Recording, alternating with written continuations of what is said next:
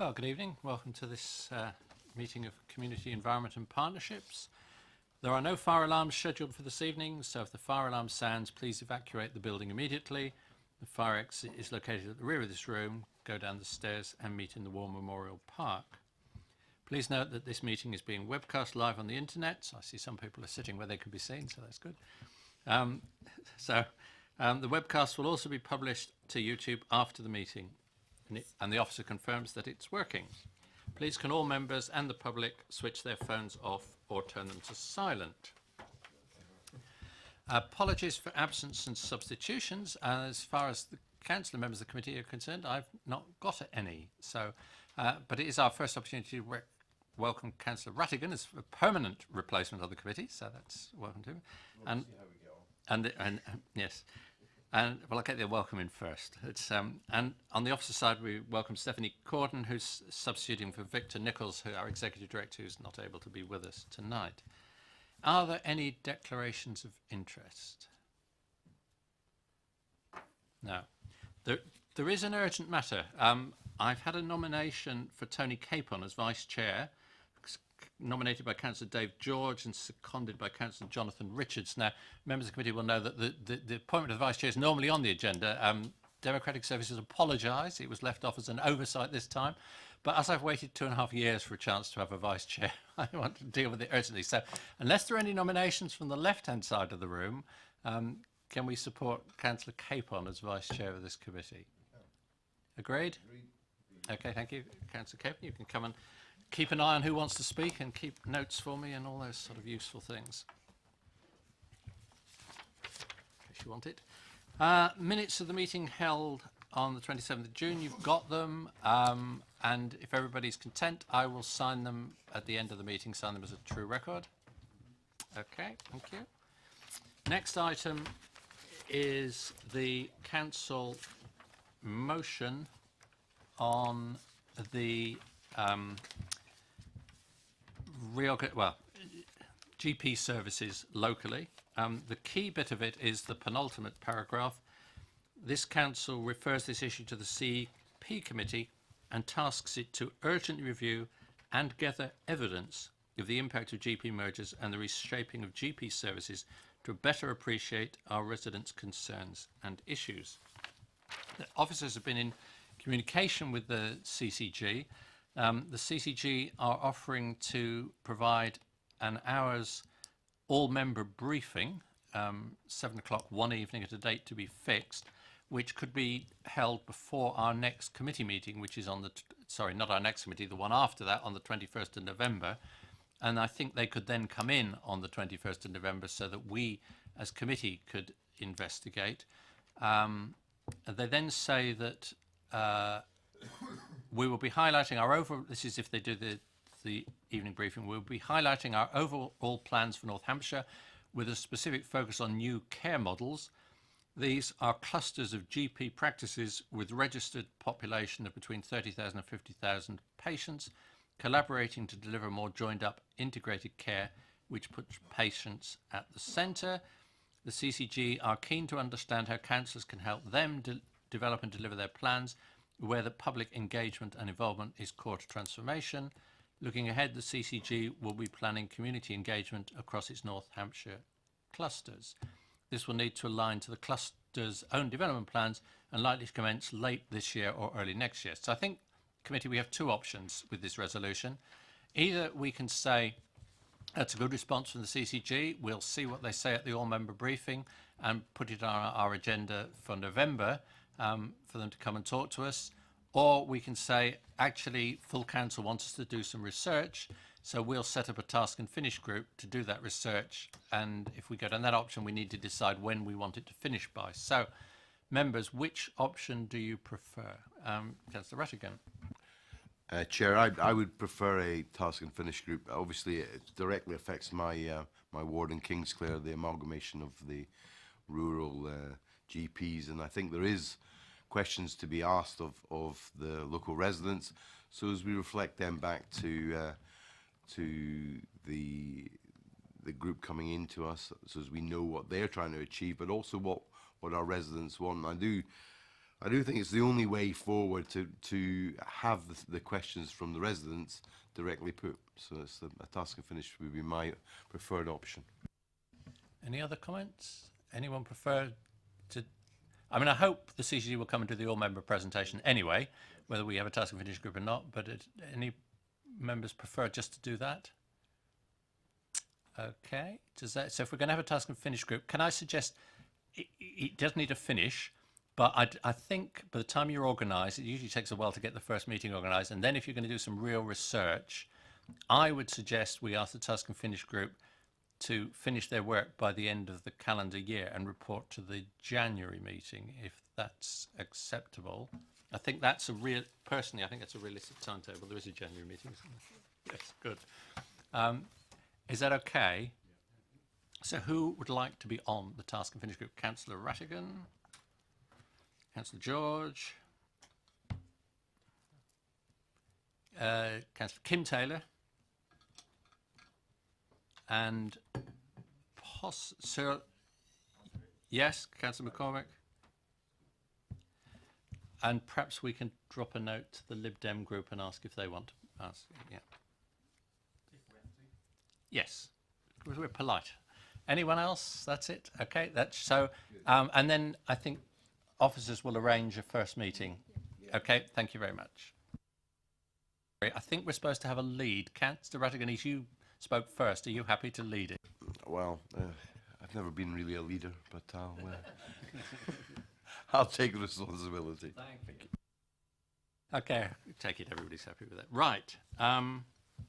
So we're now on to item 6, Hampshire Cultural Trust. We have several visitors here with us, and Councillor Terry Reid, the portfolio holder, is going to give a very brief introduction and in particular introduce the visitors. Thank you. Thank you very much, Chair. Good evening, Chair. Good evening, members. I'm very happy to welcome and introduce our 2 visitors this afternoon. We have Rebecca Waite, who is Head of Culture Hubs for Hampshire Cultural Trust, and Paul Sapwell, who is incoming CEO for Hampshire Cultural Trust. They have a really great presentation which they'll run through for you. What they're really here for is just kind of an introduction to the new way of working at HCT, because there's been a recent restructure. So really good for members to have an overview of this and understand how that works, but with particular emphasis around how it works in Basingstoke, the venues that they manage in Basingstoke, which are of course Milestones Basing House and Willis Museum, and also the high level of engagement around that HCT undertakes in terms of reaching out to the community and involving the community in projects. So a lot of that information, as I say, is in the presentation which they will give to you. It has several videos in it, so with your indulgence, Chair, I would ask that members are very welcome to ask questions, but perhaps if you hold off till the end of the presentation, probably will work better. And then our colleagues from HCT are very happy to take those questions.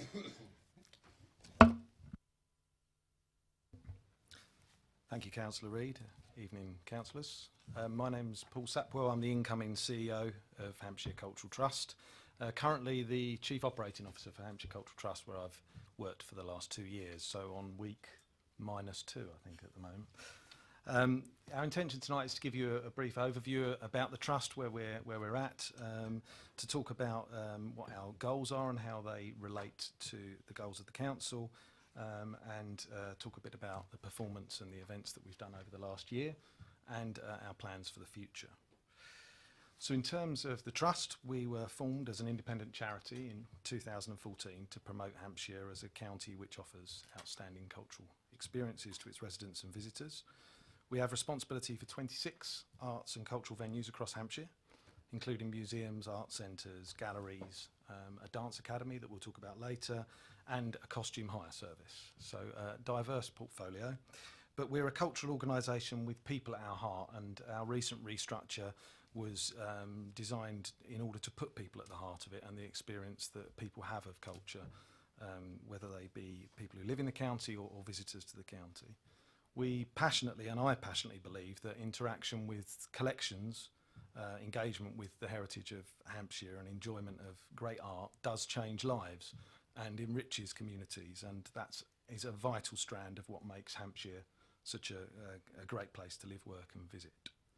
On the next slide, you can see our 4 key goals work very well against the key outcomes identified in Horizon 2050 and the borough's cultural strategy. Our first, to create treasured cultural showcases, is about quality. It's about creating and enriching communities with bringing great things to Hampshire and interpreting great stuff from the 2.5 million objects that we look after. And that, we feel, dovetails well with improving residents' quality of life. Our second goal is really also at the heart of our restructure in terms of the social impact that we have on communities.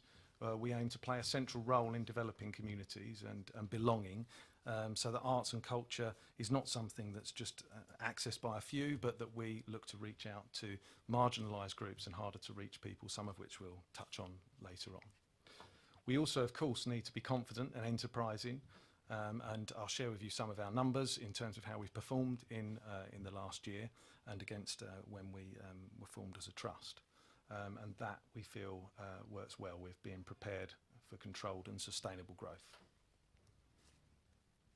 So in terms of the venues in Basingstoke, just to recap, we run Milestones Museum, Basing House and the Willis Museum. And since the inception of the Trust in 2014, we've welcomed close to 700,000 visitors to our Basingstoke venues. And that's in addition to the participants who engage through our longer term social impact targeted projects. These are our key performance measures for 17-18, and you can see you won't be surprised to see that Milestones is the highest visited venue. We had over 100,000 visitors last year, which was a 15% increase, and our income also increased considerably.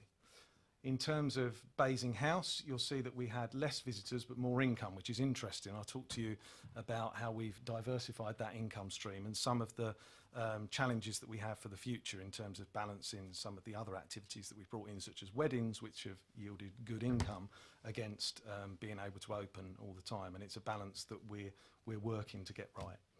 And the Willis, of course, 58% increase, and Beck will talk to you about that. We brought Turner and the Son to the Willis last year, and of course Jane Austen celebrations, which had a huge effect on visitor numbers there. So to start with, no I won't, I'll talk about the venue's revenue.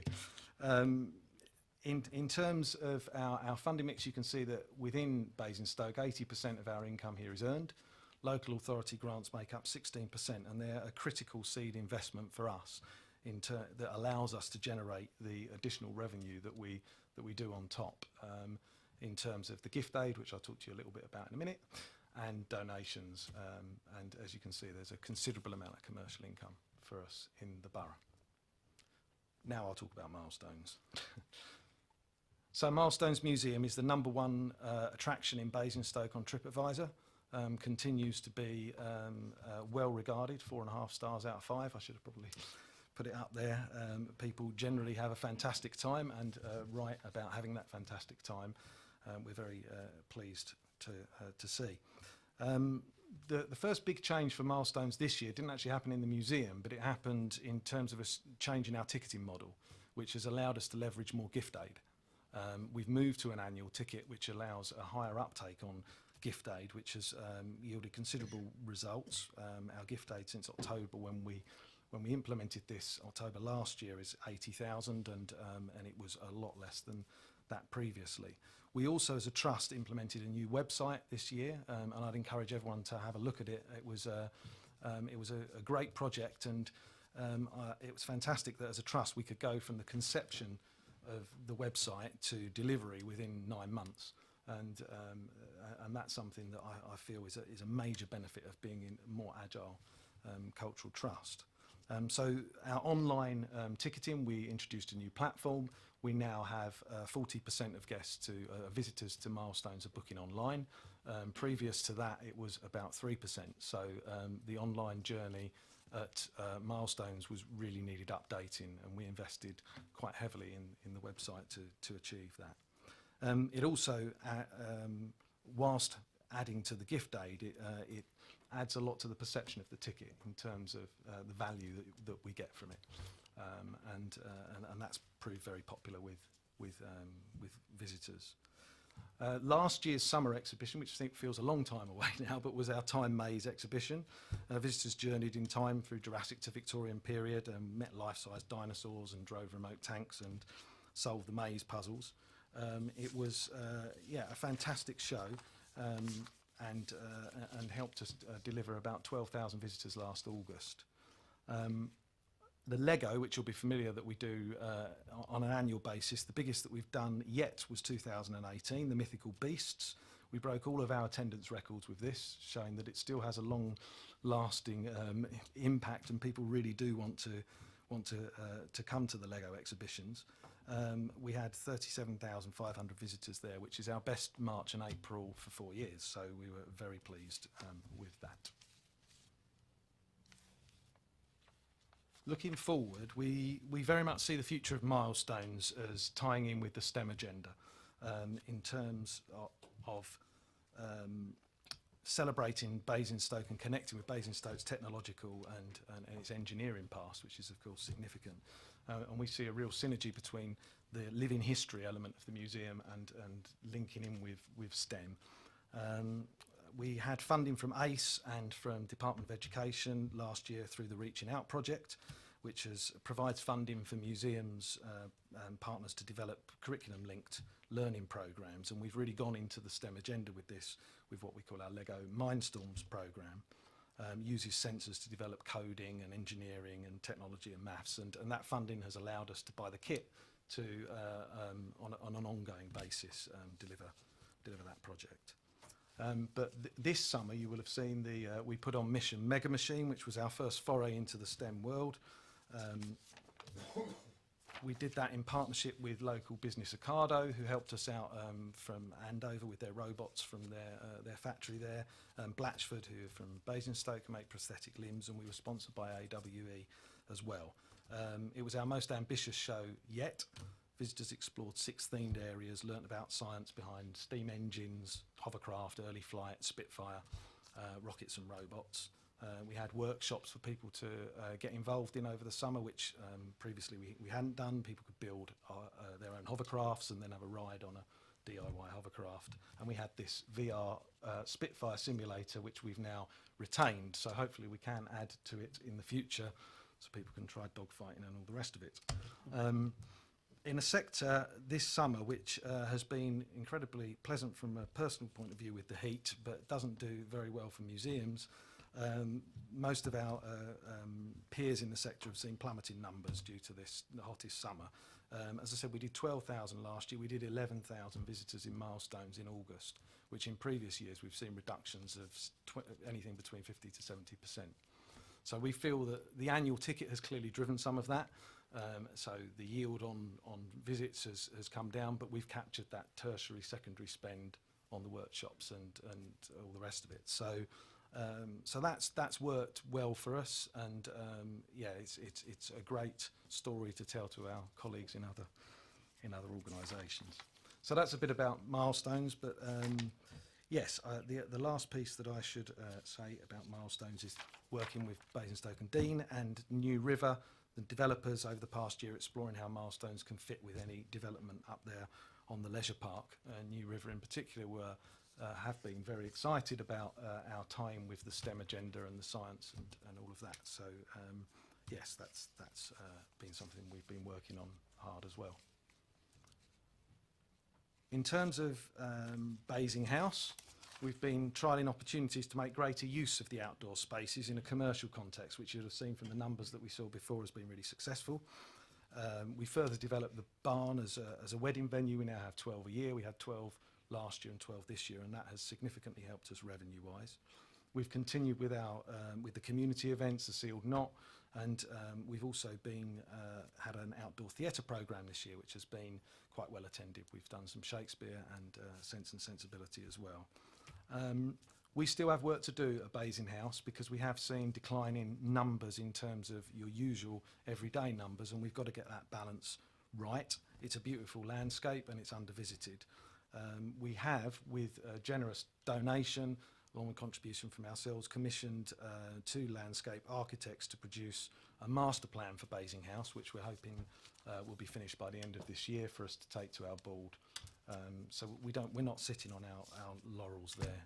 We want to take that forward whilst still capitalising on the commercial income that we can make there.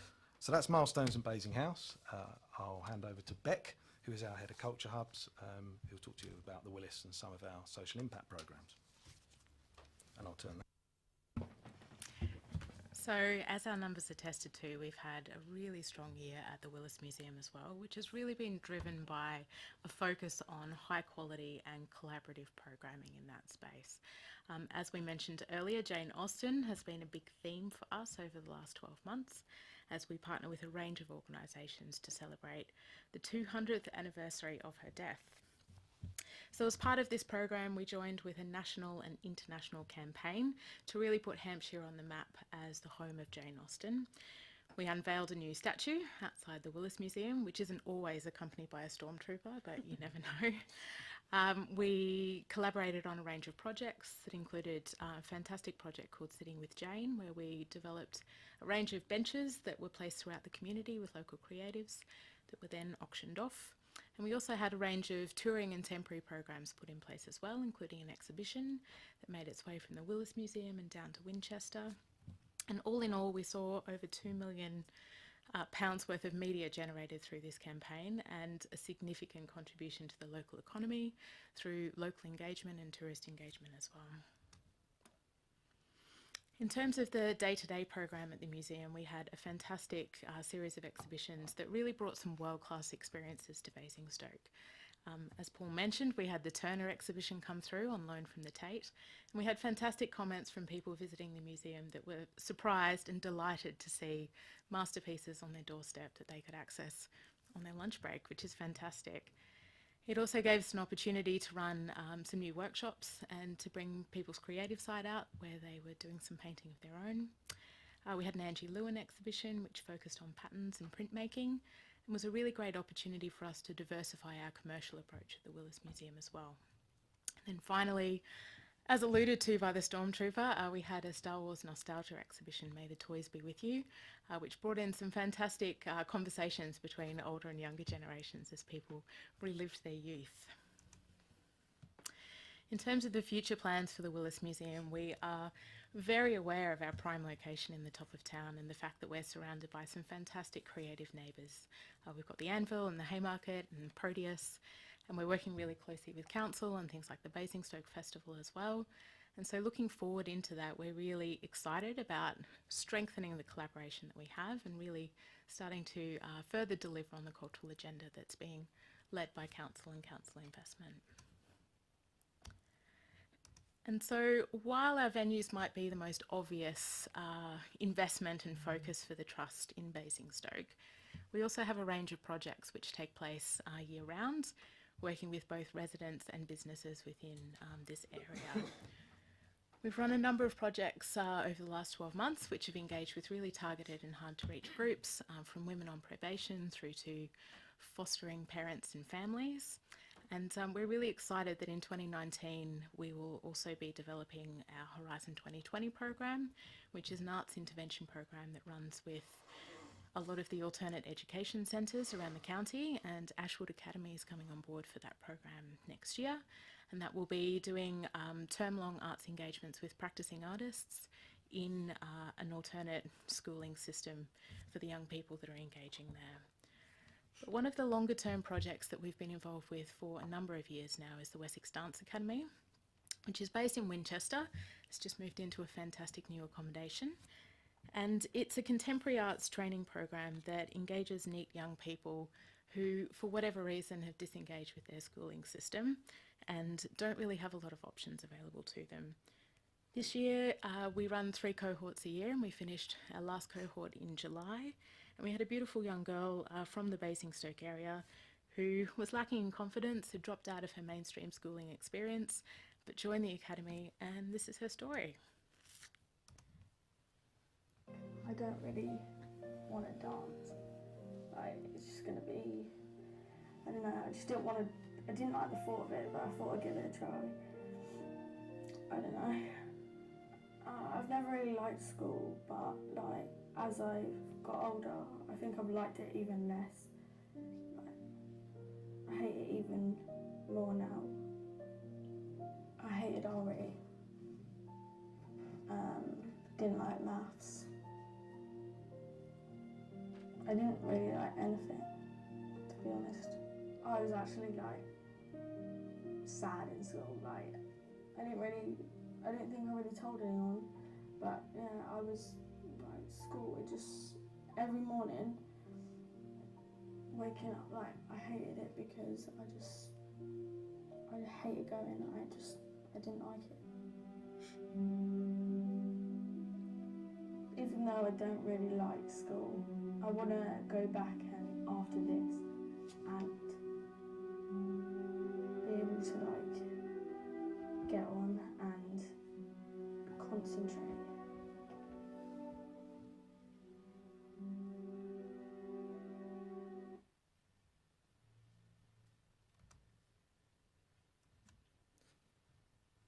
So many other stories from across Wessex Dance of people who've had their lives changed by that experience. Just to finish, I'll just talk through some of how the Trust has performed against our own objectives. In terms of engagement last year, we engaged with 740,000 people. That's an 8% increase on the previous year. Sorry, that's a bit, you can't really see what it says, can you? But the 541,000 is through our venues and our core programme, and 198,000 through partners. So we were up 13.1% last year in terms of visitation and people we engage with. From a financial point of view, the model of the Trust when it was first set up was of course one of declining public funding that we needed to make up with fundraising and our commercial activity that as a Trust we could be more agile in doing, and we've made great strides towards that. We are more than on target. We're on target quicker than we thought we would be actually, and some of our numbers last year, as one of our best years yet, were really superb. We saw a 20% increase in earned revenue. Venue donations, we've changed our donation strategy, which is slightly more in your face, should we say, but we've increased by 118% across all our venues. And our fundraising income, excluding ACE and HLF, was over $500,000. The fundraising is, of course, a critical part of the model for us going forward, and you can see since 2014 how we've really ramped that up. A lot of that fundraising income is around projects, and we've done a number of fantastic projects, some of which you'll see in a minute, that people have funded. But in terms of our long-term strategy, we need to establish Hampshire Cultural Trust as a charity, which it is at its core, that has a core message, what we'd call our core ask, as a charity. And we've started that campaign this year to launch next year, and we've put together a video which will be going to future funders, and I thought I'd just finish by showing you that video about the Trust before answering any questions.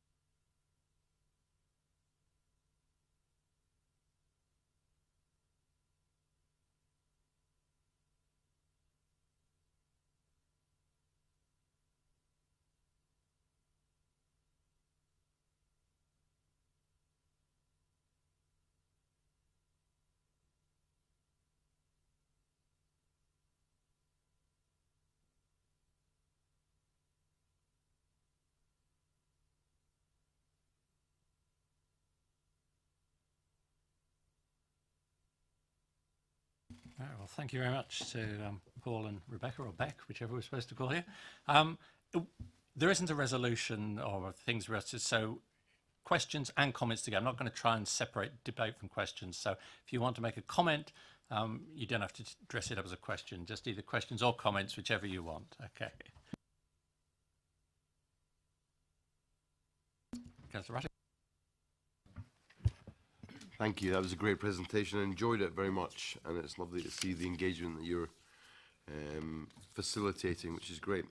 With 2.5 million objects, though, how do you make sure that it's fresh and new, and what you're keeping is valuable? So how do you process that? I think it's a big task, and part of what we wanted to do with the restructure was not look after objects for the sake, if you like, of looking after objects and keeping them undercover.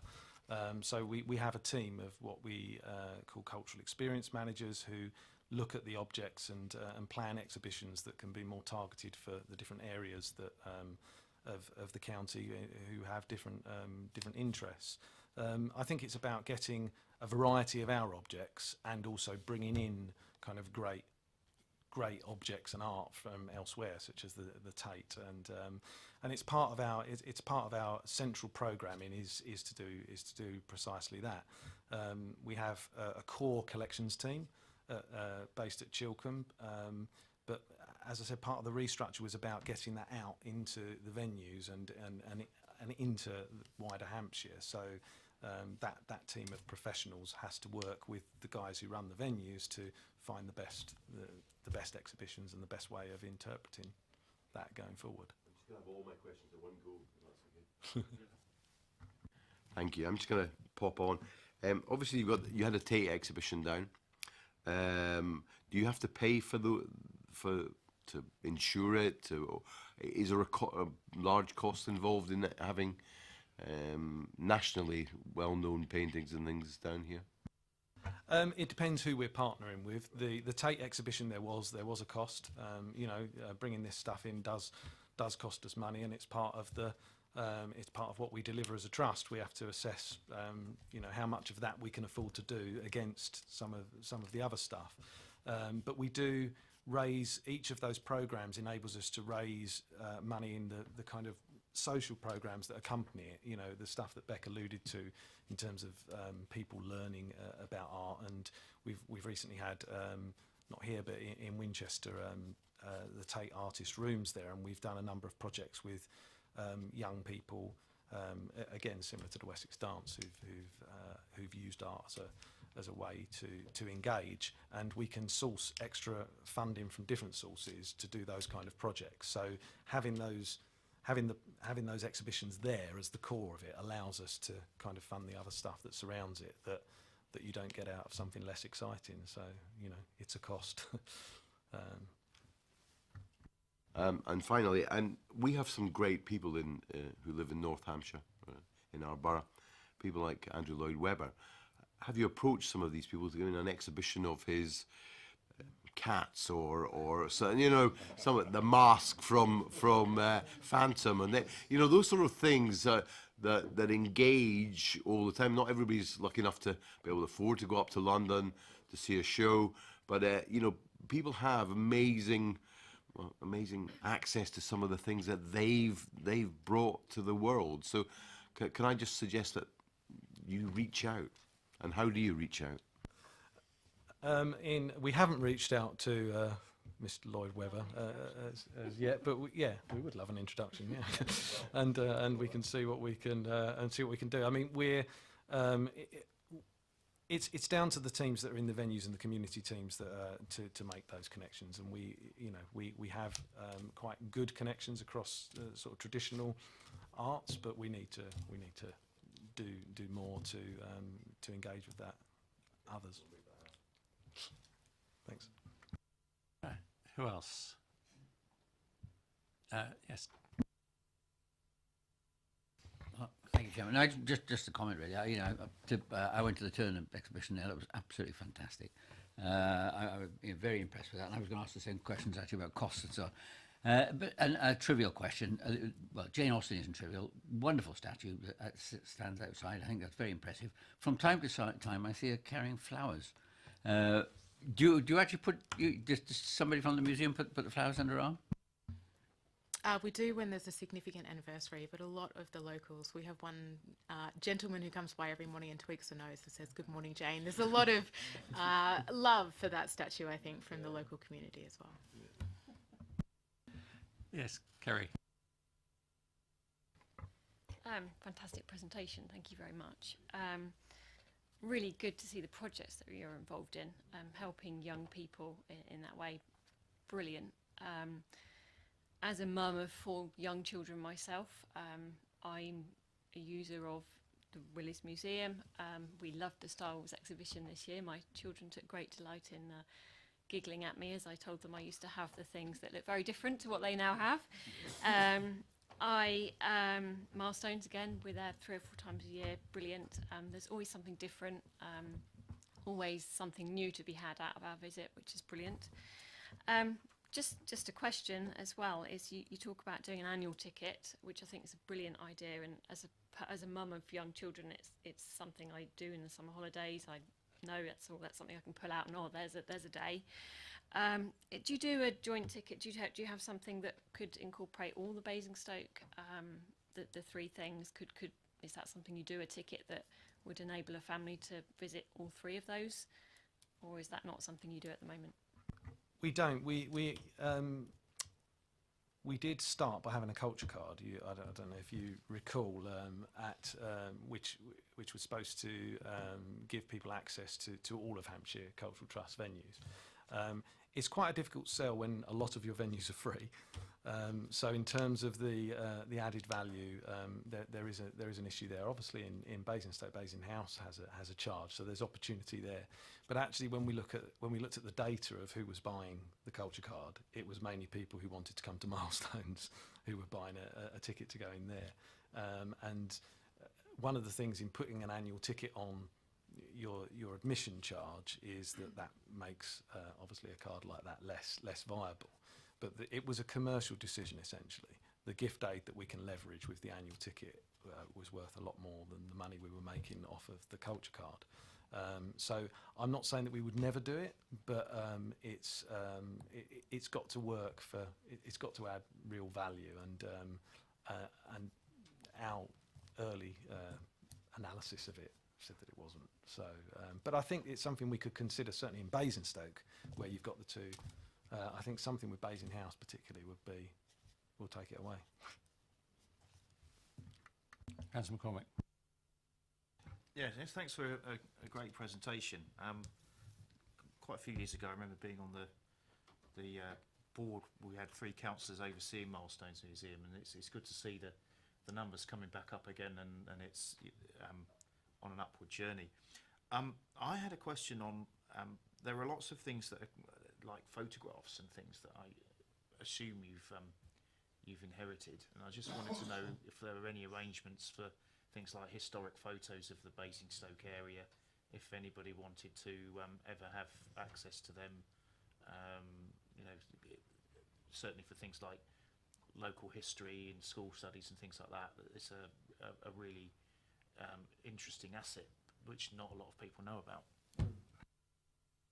It's in terms, it forms part of our core collections, and we are in the process of what we didn't put in the presentation today, that we have done previously, is how we're looking to digitise much of our collections. The new website really as a vehicle for us and the sector as a whole for accessing collections is a game changer in terms of the number of people who can go through that. We've still got some work to do in terms of developing that access, but we've now got a platform in which we can develop that more effectively. Certainly the knowledge of I think the best place for that knowledge is our people, who have fantastic knowledge of all of that. But we want to make the collections more accessible, and the web is a key way that we can do that. But if people visit our museums and have further interest in that, we can point them in the right direction. We had we open our Chilcombe up once a year as well with a Heritage Open Day that we just had, which was one of our most successful, when people get very excited about the stuff that we've got, and it's difficult for us not to want to get it all out, and so you know, it's something that we're looking at. Anyone else? Oh, well, thank you very much. That was we weren't quite sure what we were expecting when we just saw it on the agenda, but that was really very interesting. So thank you very much. And Terry, thank you for organising it.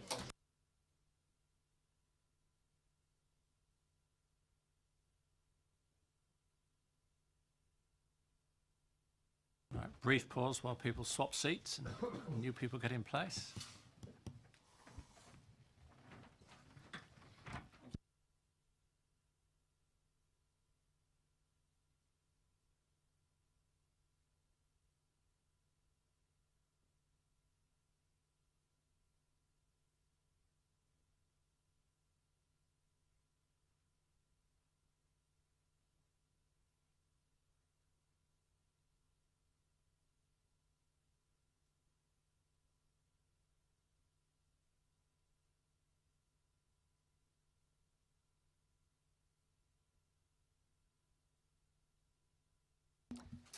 Right, so members, we now have 2 items on waste and recycling, and we're joined by Councillor Haley, each as the proposal holder, and John Elson and Sarah Robinson, who've been here several times before. So I said I thought you might be on by 15:15, so I wasn't far out, was I? No, right. Haley's going to do a brief introduction, then I think John's got a presentation for it. Yeah, thank you, Chair. Just a brief introduction. As you say, there is 2, but the first paper is on the on the recycling and bring bank provision and the new joint waste contract, and John Elson is going to do a presentation. But I'm sure you all know, because we've been here many times before, but just to remind you all, the new waste contract, so the previous waste contract comes to an end at the end of this week, and Serco, who have been awarded the contract through the tender process, they start as our contractors on Monday. The team have been working extremely hard in a mobilisation process. So, I've met Serco and it all seems quite positive. So hopefully for residents it's not going to seem too much of a difference on Monday. But as we move forward with the contract, we're hoping to see any more benefits, which John will run through in the presentation now. Then after we've done this paper, there'll be a separate paper on garden waste, so we'll deal with that separately. So if we let John do his presentation, then suggest questions after that. And just so we have a visiting councillor who wants to speak, so I assume I'll call you after the presentation, if that's all right. Okay, thank you. Yes, I thought it'd be worth just putting together a brief presentation. Takes you through most of the stuff that's in the report, but just really highlights some of the points that some of the work that we've done with the new waste collection contract. So I'll tell you a little bit about where we are at the moment, the service we deliver, the procurement process we've been through, and then something about the new contract, some of the benefits that it will deliver, and then I'll pass over to Sarah, who's going to take you through some of the customer service benefits and some of the recycling benefits, and also some of the priorities we're working on as far as recycling is concerned. So it's worth, I think one of the things that people quite often forget is they talk about our waste collection service, and quite often people phone up and say, you missed my bin. And it's no disrespect. I mean, obviously, if we miss your bin, then that's a problem, certainly a serious problem as far as the customer is concerned. But what people tend to forget is actually they're dealing with, they've got 42,000 containers per day that they're picking up across both areas. So logistically, it's a big service. We have about 40 vehicles deployed, 30 of those are RCVs across both Basingstoke and Hart. And there's 110 members of staff out there busy working away, collecting bins every day, rain, shine, whatever the weather throws at them, they're out there doing it. And quite often snow, when we had the recent weather, the service was not disrupted majorly. So they work very, very, very hard. And I think I probably wanted to start this presentation by just showing a bit of recognition for the work that they do and appreciation for the work that those crews are actually doing out there. Veolia have been with us now for a number of years. They started in 2011 with the current contract, but Veolia's relationship with Basingstoke actually goes back a lot further than that, and they were the incumbent contractor before the new contract started. And that contract now comes to an end in 2018. But I did want to just show appreciation to the Veolia crews and staff who put in very dedicated work, hard working long hours in very difficult situations most of the time. So I just mentioned that. So the contract, it does cover both Basingstoke and Hart, as we said. It is a good example, I think, of a shared service and where shared service can work well. In 2015, we realised that we were going to have to re-procure the contract, and the extension of the existing contract was not an option. So back at that time, it seems a long time ago now, we were saying, really, was it 2015? But it was 2015. 3 years ago, we sat down and started planning for the new contract. That involved setting up a procurement team, joint procurement team, across both councils. A number of officers from many different disciplines, so IT, customer services, health and safety, climate change. We got a very big team together. It was a great example, I think, of how shared working can work effectively, and the benefits that can bring in expertise from both authorities. Went forward. It was recognised just recently as part of the Basingstoke Going Beyond Awards, or staff awards. The project team, or the procurement team there, won the award for the most efficient and effective team across both areas. So it was, I have to say, a great success. So it started in 2015. When we first started out, the first thing we asked is the service that we currently provide the service we want to continue to provide in the future?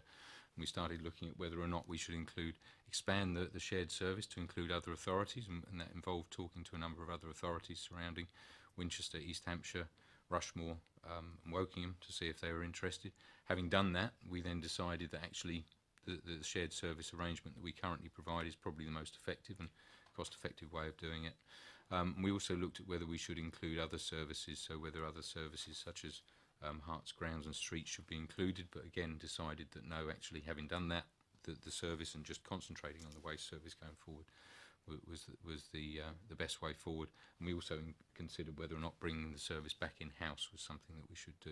And having done that and consulted on that through the member advisory panel, it was agreed that the outsourced service as it stands was the best way forward. So we then went ahead with the procurement. That started in 2016 with some soft market testing, find out if there was any interest from the contractors, which thankfully there was. We then started to scope the contract, draw up the specification, and then went out to tender in early 2017. Then the tender process, we received tenders back in the summer of 2017, and then, if members will no doubt remember, made the decision on whether or not the service going forward should be based on alternate weekly collections or weekly collections, and the council agreed that we should continue with the weekly collections.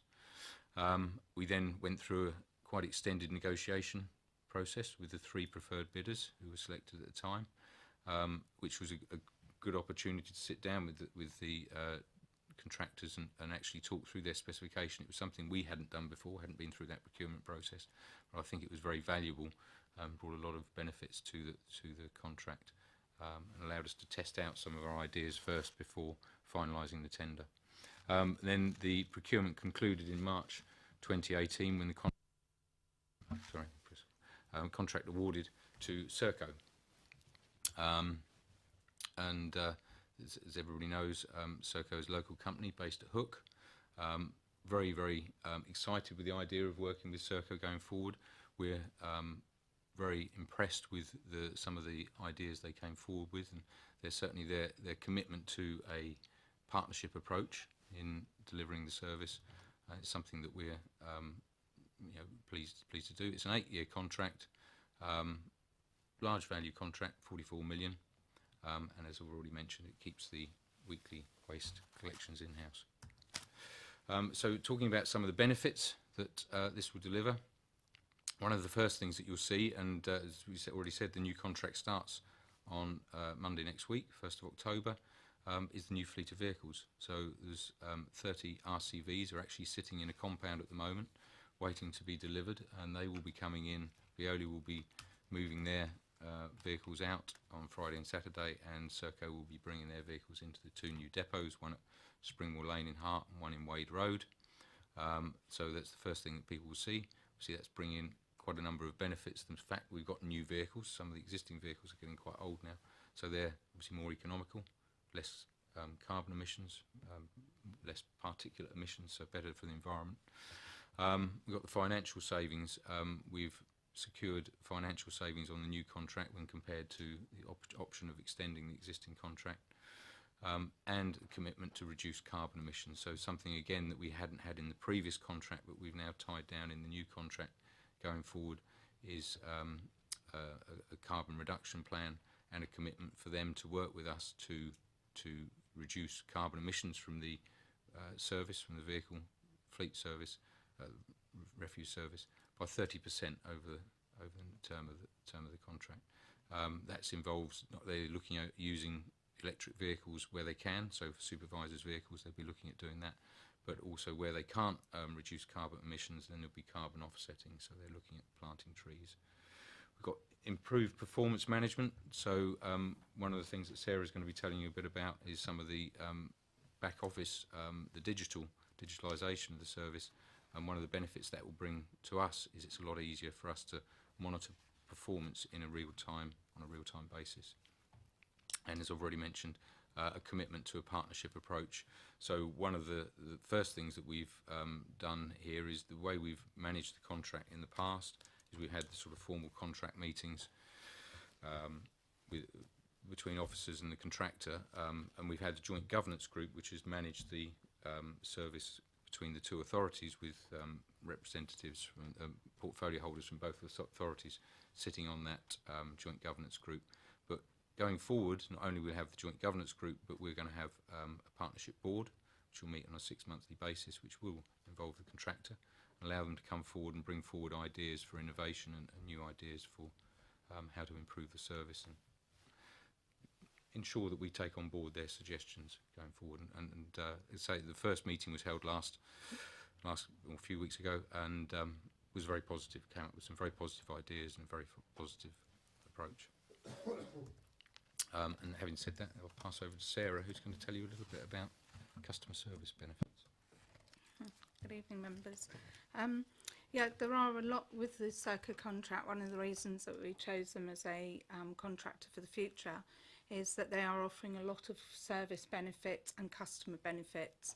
One of the biggest that we're getting is the in-cab technology, which means the contact centre will have real-time data from the ground to allow them to be able to deal with customer queries for missed bins, bins not out, contamination, and things like that. The other function that will be available is on certain areas, for example, contamination, the crews will be photographing the bin to prove that when they went there it had the wrong material in it, like nappies or whatever. And those will be able to be used by the contact centre, and they can send that photograph to the resident to obviously prove that they weren't, it wasn't the crew just being awkward, there were wrong things, but giving them advice as well on what can and can't be, again, recycled, but advising them that if they remove the items, then we can get them to come back and clear it. That's another benefit, is the fact that we will be able to report things to the crew immediately and ask them to return. So they may just be round the corner and just need to come back and collect it if the residents phoned in that time. But if they phone later in the day, then it will be done by a crew the next day. So there are benefits. The in-cab technology for the client team is going to be a big improvement. We will be linking in directly to Serco's systems and into Serco's supervisors. So we won't have to send emails or attachments or anything. We will actually put requests, notifications, people who want additional bins, assisted collections, that will all be done directly through the system. So it will cut down on the paperwork that keeps going backwards and forwards, and the loss of paperwork. So there's big improvements for the back office as well as for residents. The other big advantage with the in-cab technology is the contact centre will be able to say or they haven't actually got to your road yet, because they have a map, they will be able to link into a map which will show where the vehicles are. So they're able to say they're obviously running a bit late than they normally do, but they will be there. And it will also alert the customer services to when they've gone off to the tip. It will also mean that they'll know when the vehicle's perhaps broken down, which, touch and wood, won't happen with the vehicles because they'll be new. So the customer service will be far better for residents. In phase 2 of the project, which is later this year, early part of next year, people will be able to report online and actually get that information back through the online system. It will actually go into Serco's system and pull back the information for that address and tell them why their bin has been missed, what the problem was or whatever. So eventually residents will be able to do that online if they want to, rather than having to phone in.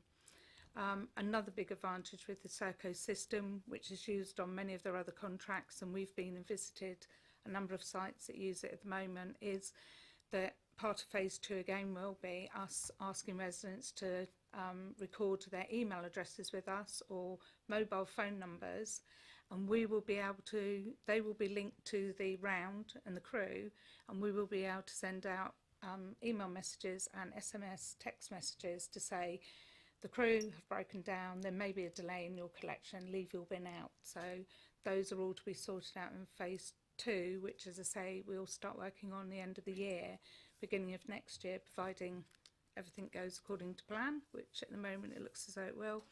So there are big advantages that people won't have to look on the website. They will get immediate, but they obviously have to sign up, which is going to be a long process because of the legislation now under GDPR that we have to get their permission and tell them where we're storing it and everything.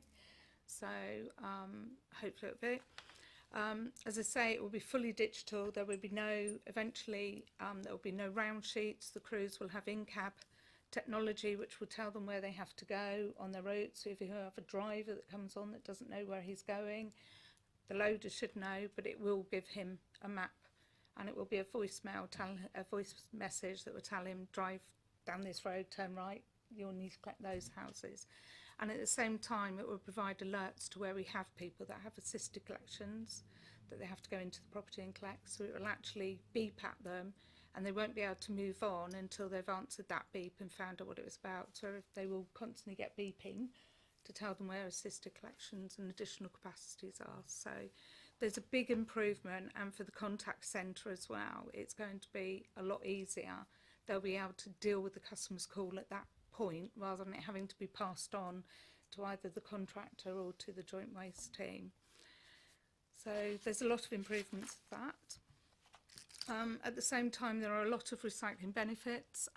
Serco have a lot of experience across the country with dealing with improving information that's recorded. From that information, we will be able to get what is called heat maps, which will identify properties that are putting the wrong things in the bin, and identifying those so that as the joint waste team can go out, contact them, visit them, give them help and advice, and encourage them to obviously recycle the materials that we require and explain why.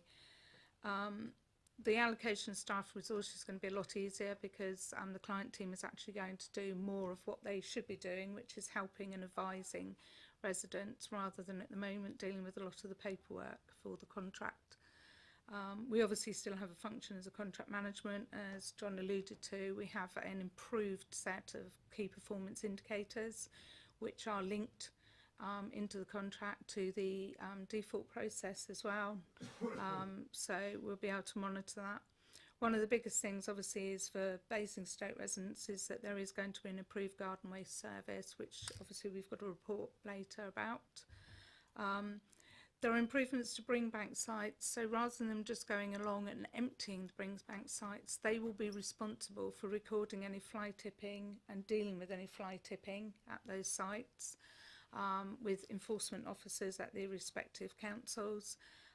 They will be monitoring those on a daily basis, so hopefully we shouldn't have some of the issues that we've been having recently. The bring banks, we're also just finalising with Serco a review of where we need to change some of the layout of those sites, put more signage up, tidy them up and give them a new look. So hopefully they will be a lot better than they are in some locations at the moment.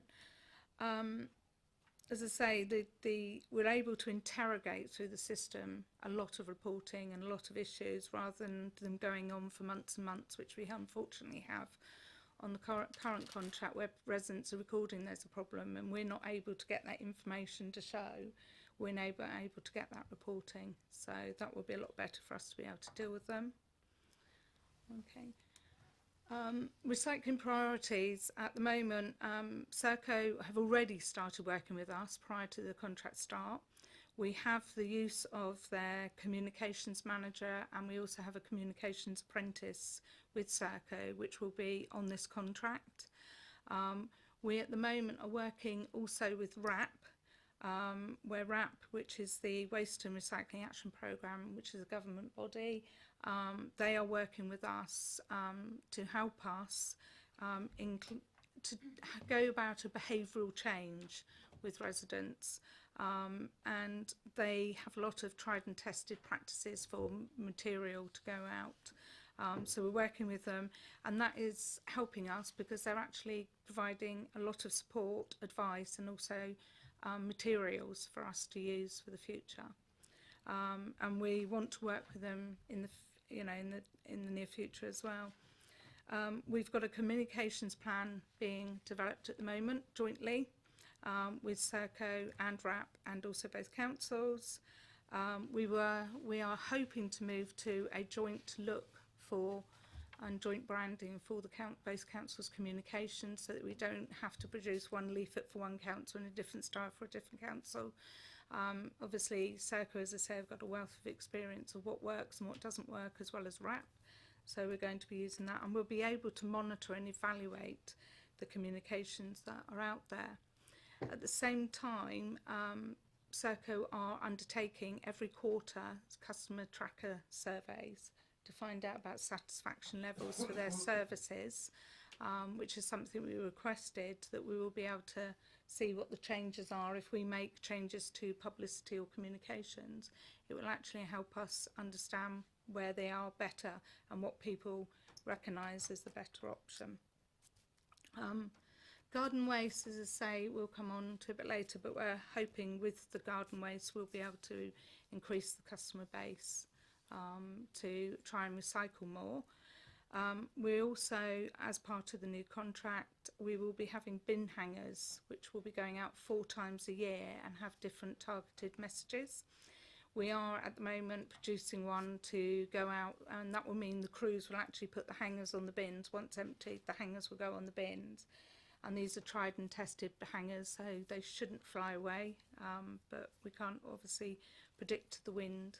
But they would go out 4 times a year, so we'll have a Christmas collection dates, waste reduction, promotion of charities which we're looking for materials or bulky items and things like that, and general recycling material and information. At the moment, we are undergoing, as part of Hampshire, part of the Project Integra, there is a review of the infrastructure and what materials we can and cannot collect in the future. Obviously, we are still waiting for the government's waste and resources strategy, which obviously will have a bearing on how the infrastructure is set up. And obviously the other piece of legislation was a deposit return scheme, which could have an adverse effect on our recycling rate, because people obviously will, unless the government allow us to include that in our recycling rate. But they're all good news. There are things that we need to wait and look for. Okay. That's it. That's it. Yeah. Okay, thank you very much. Thank you very much, Matthew. Now we have Councillor Mike Westbrook with us. Old hands here will know that Councillor Westbrook has more than once advocated having smaller lorries for the harder to reach parts of Brook Vale. I did notice the reference to a smaller lorry in here, so I'm looking forward to what you're going to say.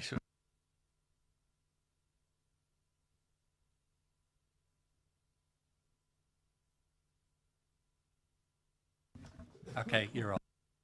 Thank you. Yeah, thanks, Chair. On the eve of this new waste contract, it seemed an appropriate time to raise and re-raise a few points which have been problematic for some of my residents. Firstly, Chair, I welcome the confirmation in the report that as part of the new vehicle fleet, a dedicated 7.5 tonne small vehicle for difficult to access properties will be provided. This is something, as you know, I've been pressing on for inclusion in this new contract from the beginning, and I'm sure Colin Rowland will vouch for that. For background, part of my ward comprises of terraced properties built at around the end of the 19th century and where there is no or very little off-street parking. Therefore, residents park their cars on both sides of what are quite narrow roads that were designed for the horse and cart, not the motor car. That meant access for the larger waste recycling vehicle was problematic. In one area in particular, for several months last year, collections failed to be made on the correct day. Attempts made on subsequent days also failed before eventually access was gained at the weekend with a smaller vehicle, but resulting in bins being left out for days on end. I'm sure members in some of the rural wards will also welcome the introduction of a smaller vehicle. Therefore, the demands on it are likely to be high. I'd like to ask the portfolio holder for assurances that this new vehicle will be scheduled to cover that particular difficult area in my Brookvale and Kings Furlong ward. The second issue I'd like to raise is with regard to information for residents. I note on page 20 of the report it talks about dedicated resources being assigned and states clear and consistent communication material is being developed with the objective of increasing recycling and reducing contamination amongst both curbside and flatted properties. This will be welcome because if we're going to improve the recycling rates, it will require not only giving residents the ability to recycle more, but on all residents having high quality information readily available, it's easy to understand to help minimise the risk of contamination. As a councillor representing a ward with a high number of flatted developments and HMOs, I'd like to see literature provided that not only covers normal curbside collection, but covers our flatted developments and HMOs too, and for the information to be made available in a range of languages. Now, a few issues have come to light in my ward under the current contract, which include multiple bins from HMOs left out at collection points outside other residents' homes, often brought out on the wrong day, contaminated and then unemptied or just left out permanently, often blocking footpaths. In some flatted developments, the 1,100 litre larger communal bins can easily become contaminated, and if then left unemptied, cause really unpleasant odours in the hot weather, as the subsequent overfilling means the lids cannot close, which is a real problem for internal bin stores. If Councillor Eaches can turn her mind back to full council in March 2015, she may remember I asked a question in relation to flatted developments and HMOs in the town, where occupancies are often transient, meaning that any previous literature or guidance is often lost and therefore not available to new residents. On average, 14,000 extra council tax bills are sent out each year to people moving into or within the borough. So I had asked Councillor Eaches if she would consider the possibility of triggering an information leaflet to all of those new residents when they apply to register for council tax. And I was told that the Waste Client team has always sent a letter containing information to all new residents and would continue to do so. I'd just wonder if the portfolio holder could confirm that that still does happen. I also asked Councillor Eaches that as some other local authorities target new residents to their area with information, some having moved from an area where the waste and recycling arrangements can often differ, was that something the portfolio holder would consider? And I was told that it was something that officers could look at. I wanted to ask if that was the case, and it has been done. And finally, Chair, as we're only at the dawn of this new contract, it would be a real shame to miss the opportunity to make some of these small changes that will make a big difference to our residents. Thank you. Obviously, stay where you are, because when you had your answers, you can have a brief supplementary. Thank you. On the lorries, so although there's the 7.5 tonne one, there's more than that. There's also 2 narrow access vehicles as well. So the officers have been working hard in a mobilisation process. So some of these areas are known. So the intention is that the harder to reach areas will be reached by necessary vehicles, so that's the intention.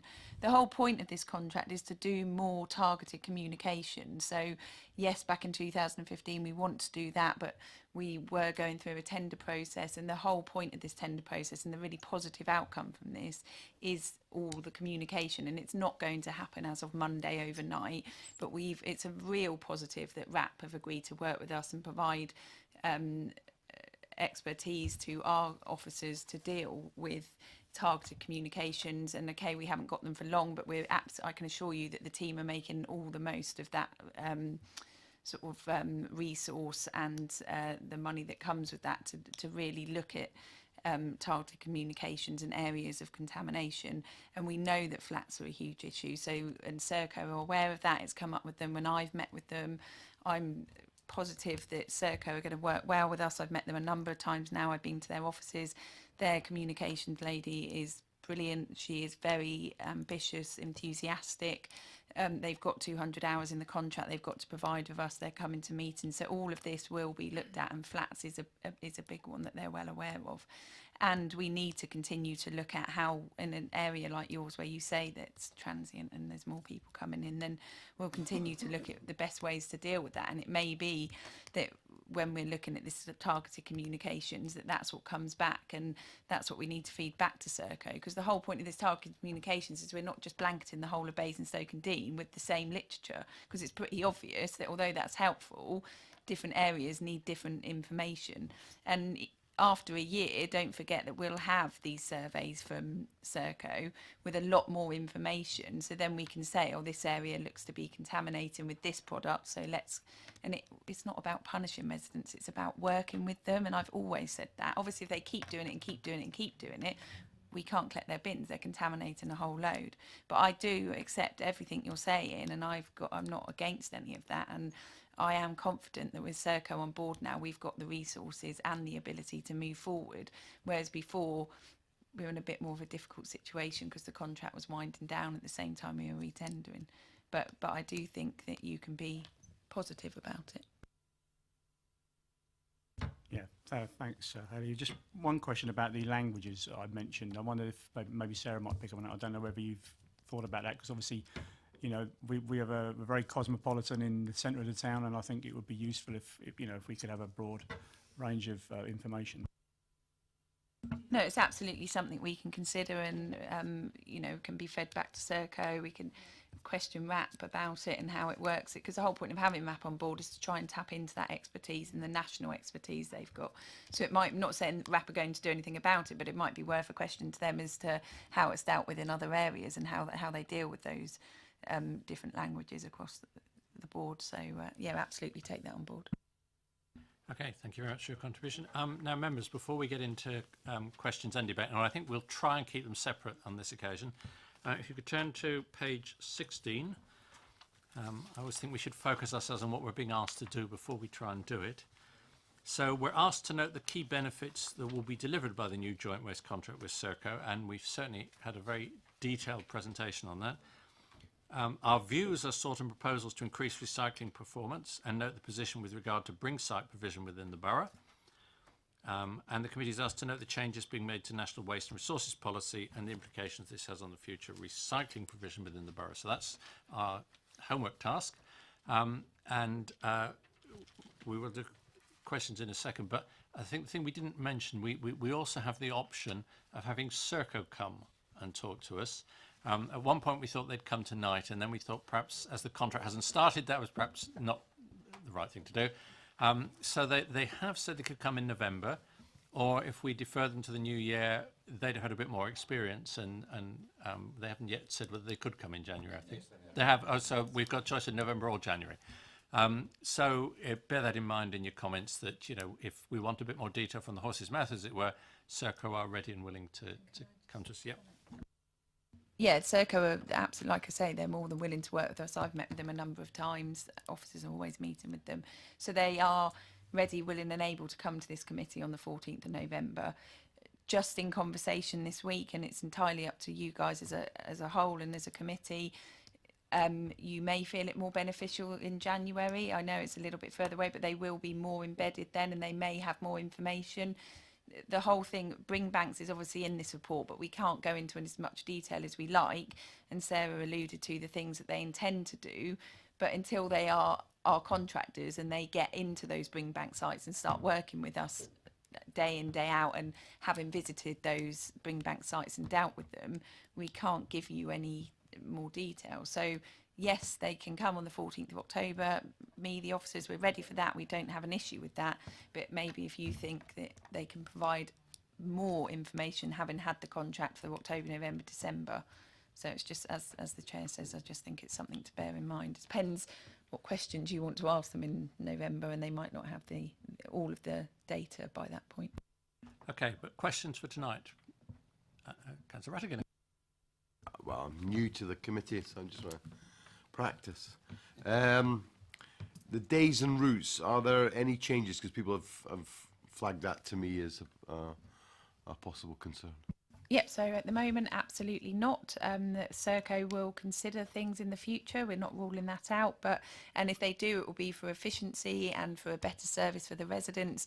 But at the moment, absolutely not. They're in the process of paying all the staff. It would be too disruptive, but it would be something that's considered, and they would work with us, and residents would be given a massive lead in time. There'd be a huge comms thing if it happened, but it's certainly not on the card straight away. And recycling rates, the hope is that we boost those up. Currently, we don't get any credit for what my residents in Kingsclere, Headley and Ashford Hill put into West Berkshire's recycling. Is there any way of capturing those numbers? Because obviously it would give us a boost, and it wouldn't be particularly difficult to do, I wouldn't have thought, but it just is, it is something that has been a bugbear of mine for a while. It is a minefield, and it isn't easy to do. So our recycling rates for Basingstoke and Dean, our bring banks, our curbside. The recycling rates for Hampshire, when we've got to hit targets and things, that's the overall, and that includes all the districts, and that includes the HWRCs. But the HWRCs are the county's responsibility. So it would be near impossible so Basingstoke and Dean, we know we can. The county do one big recycling figure for each of their HWRCs, and that doesn't go into our figures, but it then benefits us as a whole county. But then because West Berkshire is a separate county, trying to work out how many people from Hampshire are feeding into that, and that's a whole nother story. So I totally understand, but I just don't see how it's ever going to be possible that we can count West Berkshire's. Well, obviously we get permits, which is great, but you know, if it was possible at all that they were a different colour from the ones in Newbury, and maybe you know they checked them in and checked them out. You know, I get that, but I just it's really unfair. Our Hampshire figures are not boosted by the, and there's quite a lot of wards feed into the Newtown recycling in Newbury, and they get all of the benefit and perhaps money and everything else that goes along with higher recycling rates. If there is anything, just keep it on your radar, that's all I say. So I was just going to say, the issue we've got is it's covered by legislation, so Hampshire have to report Hampshire's figures, Berkshire reports Berkshire's figures.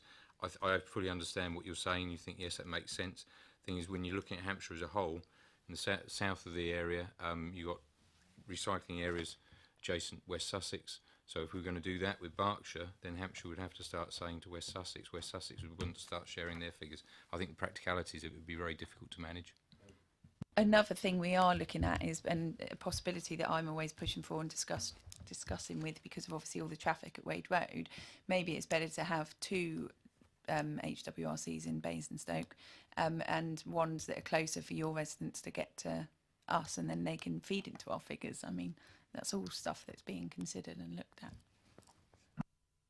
Can I just say I'm delighted with the weekly bin collection continuing, and the fact that we have the permits, and anything you can do to retain all of them for all the time, I'll be in favour of.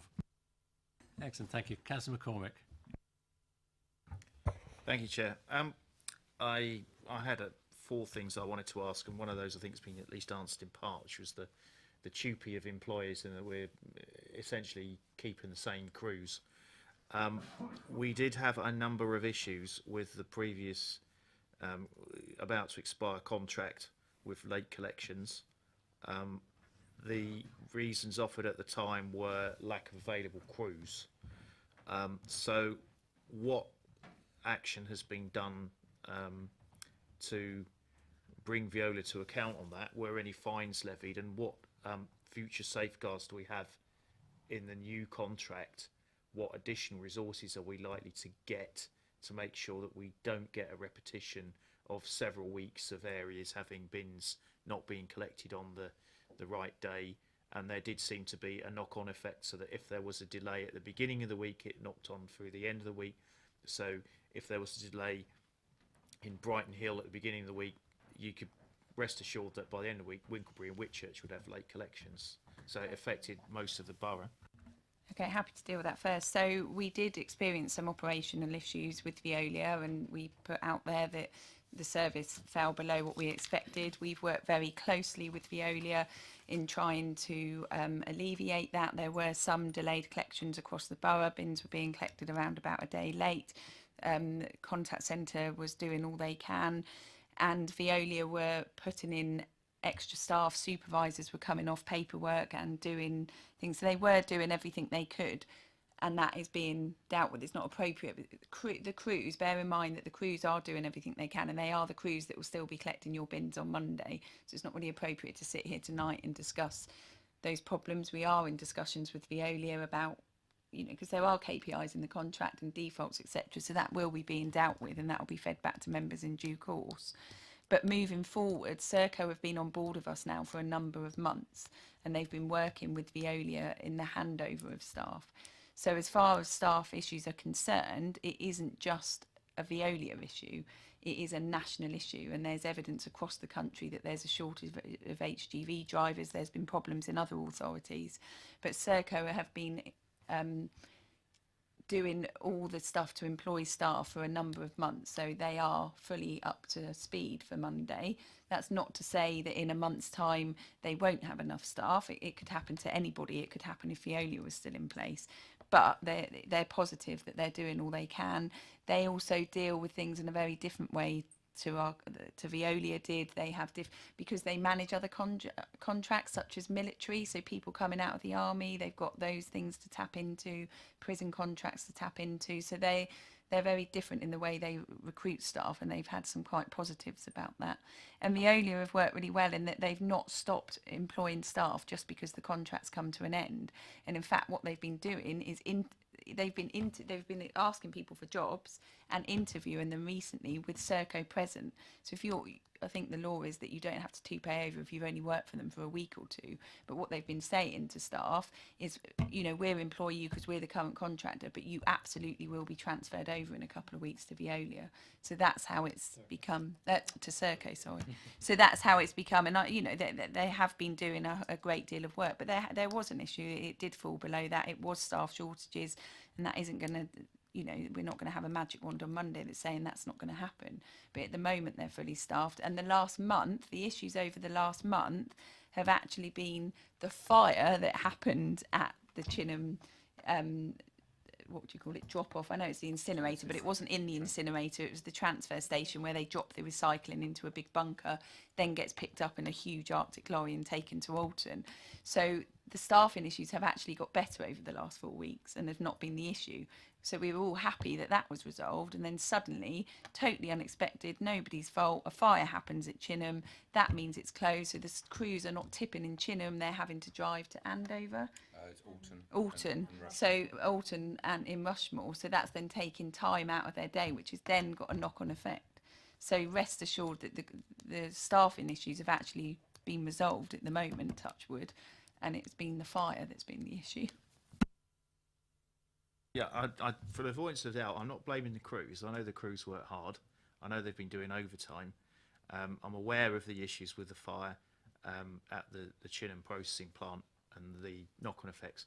I'm not on about that. What the question I am asking is, it appeared in the summer we had a protracted period where the company itself wasn't performing, and what did we do about it? Did we levy any fines?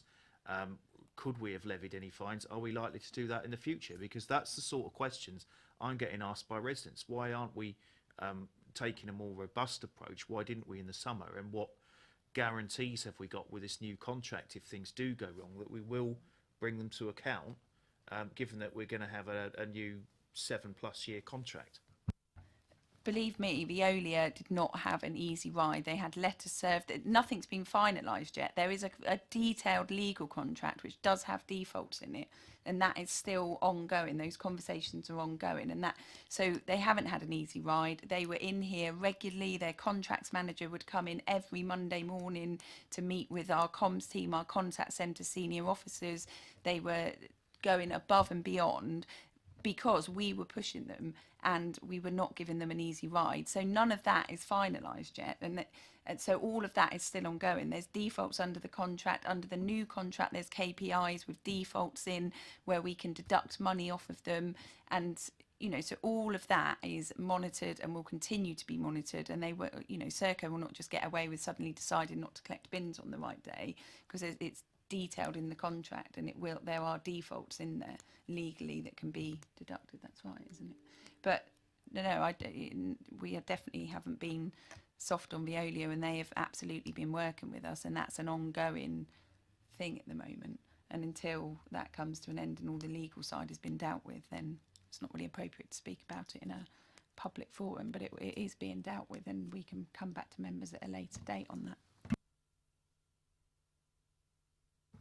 The other question I had was on plastics and recycling and contamination. So there's more than one way that plastic recycling can be contaminated, one of which is food waste, which is an obvious one. If you try and wash the containers out, you don't have as much food waste. But there are also issues of cross-contamination, and I wanted to delve a bit further into that and try and understand what potentially could be done about that, because asking members of the public to screen all the different plastics, probably the best you could hope for is the more diligent ones would look at the recycle numbers on the back from 1 to 7, and we could tell them which ones we recycle 1 to 4 or whatever, and they could separate it out. I don't think we'll get any better than that. Which types do we recycle at the moment? Are we going to be recycling any new types? And there was a recent article in one of the national newspapers that there's currently 40 different sets of local council standards for recycling the plastics. A few recycle all plastics, and some don't recycle any plastics. So clearly that in itself can be confusing when you're trying to get a message out, because there isn't a coherent national message.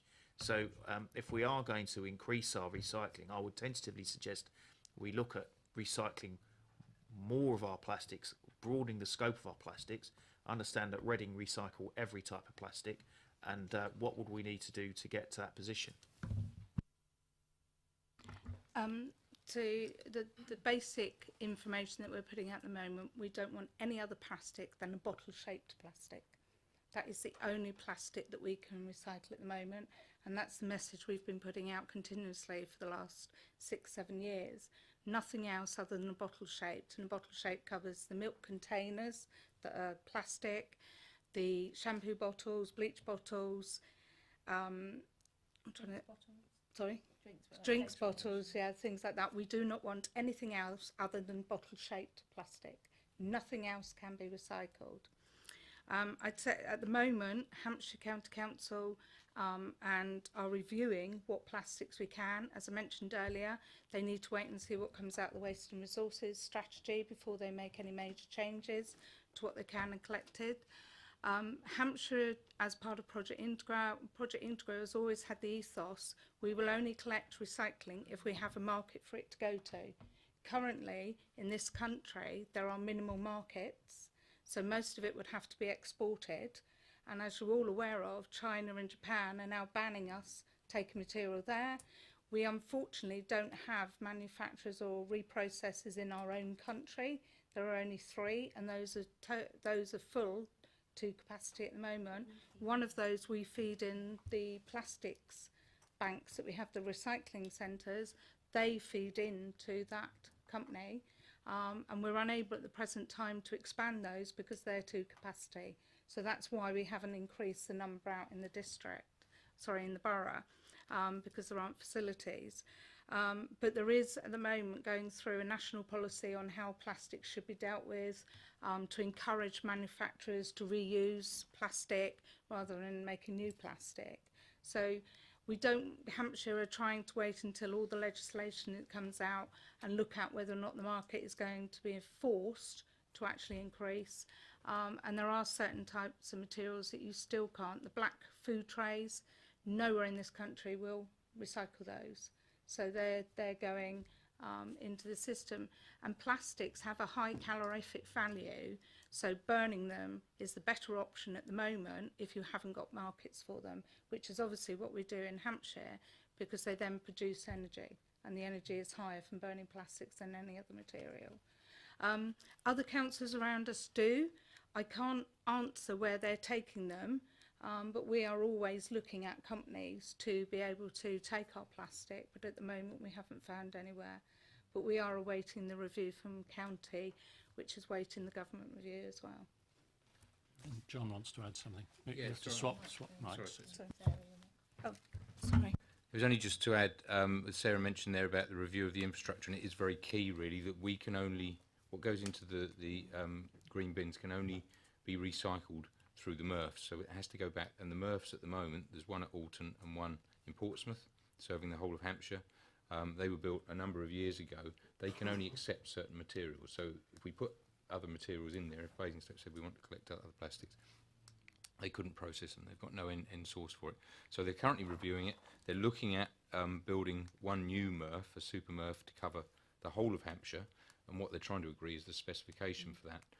And going forward, if that they appreciate the value of having a wider range of plastics, because it will make it a lot easier for people to recycle. People can put everything in, and so they are very much looking at that. But the cost of building it to take that is obviously quite expensive, and they don't want to do that if government policy is not going to support it. So it's very much tied up with that.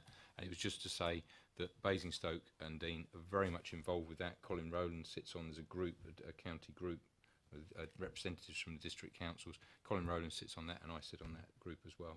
So we're very much involved in making those decisions, and we hope that that will lead to improvements going forward. I just say, so going back to the whole government thing that's going on at the moment that we're waiting for in November, plastics is a huge part of that, and they are looking at things like, I think it's called an extended producer's responsibility. So there's a lot of different, because it is going to have to start at the top, and some people, and retailers or manufacturers making products that aren't, wrapping that isn't recyclable, and the government really need to crack down, and that's what they're looking at. But Hampshire are all for this single MRF, which would absolutely include plastics. We were all going through that and having lots of meetings, and Veolia, who they've obviously got a disposal contract with, were all for that. But then when the government came along and said, well, we're now going to have a deposit return scheme, or we might not, we don't know, we've got to wait and see what they're going to do before Hampshire can make a decision of increasing their infrastructure and that. So work is being done, and I totally agree with you. Plastics is a massive issue, and it needs to be dealt with, and I don't think it's being ignored. It's just, and then once this paper comes out in November, which we're hoping is November, there'll then be a consultation for, I would guess, around 12 weeks on the different options, and one of those options will definitely be about plastics. And bear in mind that I think it's Swindon, I haven't got it in front of me, but I read an article last week in Let's Recycle or Recycle Now, and Swindon have just stopped collecting all their plastics, like suddenly just stopped, because they found out that it's not going to a sustainable market. And that's the problem. We collect our plastics, and there's 9 banks around Basingstoke, and they're really well used, and we know that it's going to this sustainable market. But if we suddenly found out tomorrow that that company is shut down and it wasn't going off to a sustainable market, then I'd have no hesitation in saying that we've got to stop collecting them, because it's better off going in the bin than ending up in the sea somewhere. So it's obviously a huge topic, and it's all about markets, and you do just have to go very careful when you compare with other authorities, because we don't know where those plastics are ending up really. So sometimes at landfill. We're still on questions, but if you come back on the questions. It's just on that. So maybe we could have in front of the committee some kind of information as to where the plastics do end up with the end markets, and the non-recyclables, get incinerated or whatever. I'm conscious that in the past Hampshire haven't always got it 100% right with recycling of materials. There's the infamous case 10 or 11 years ago with waste electrical and electronic equipment, where Sky News managed to discover that TVs and monitors and various other electrical equipment was being sent to West Africa, and it was being disposed of in an extremely environmentally unsatisfactory way, being stripped and burnt, and all the metals leaching out into the environment. That was quite embarrassing for them.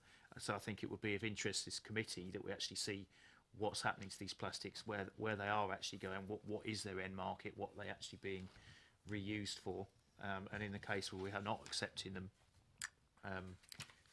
you know, we can get that assurance they're not ending up in the sea, or they're being burnt. There might be issues there with chemicals, whatever, coming off it, but at least we get some insight into it.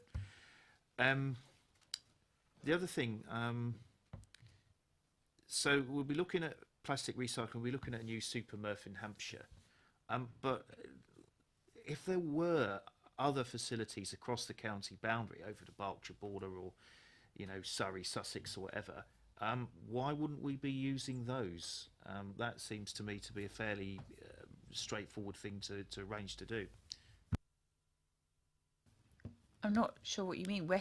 Berkshire made the decision not to allow our residents, and Hampshire have worked with them, and we played a massive part in that to make sure that our residents got permits who were 10 miles. Yeah.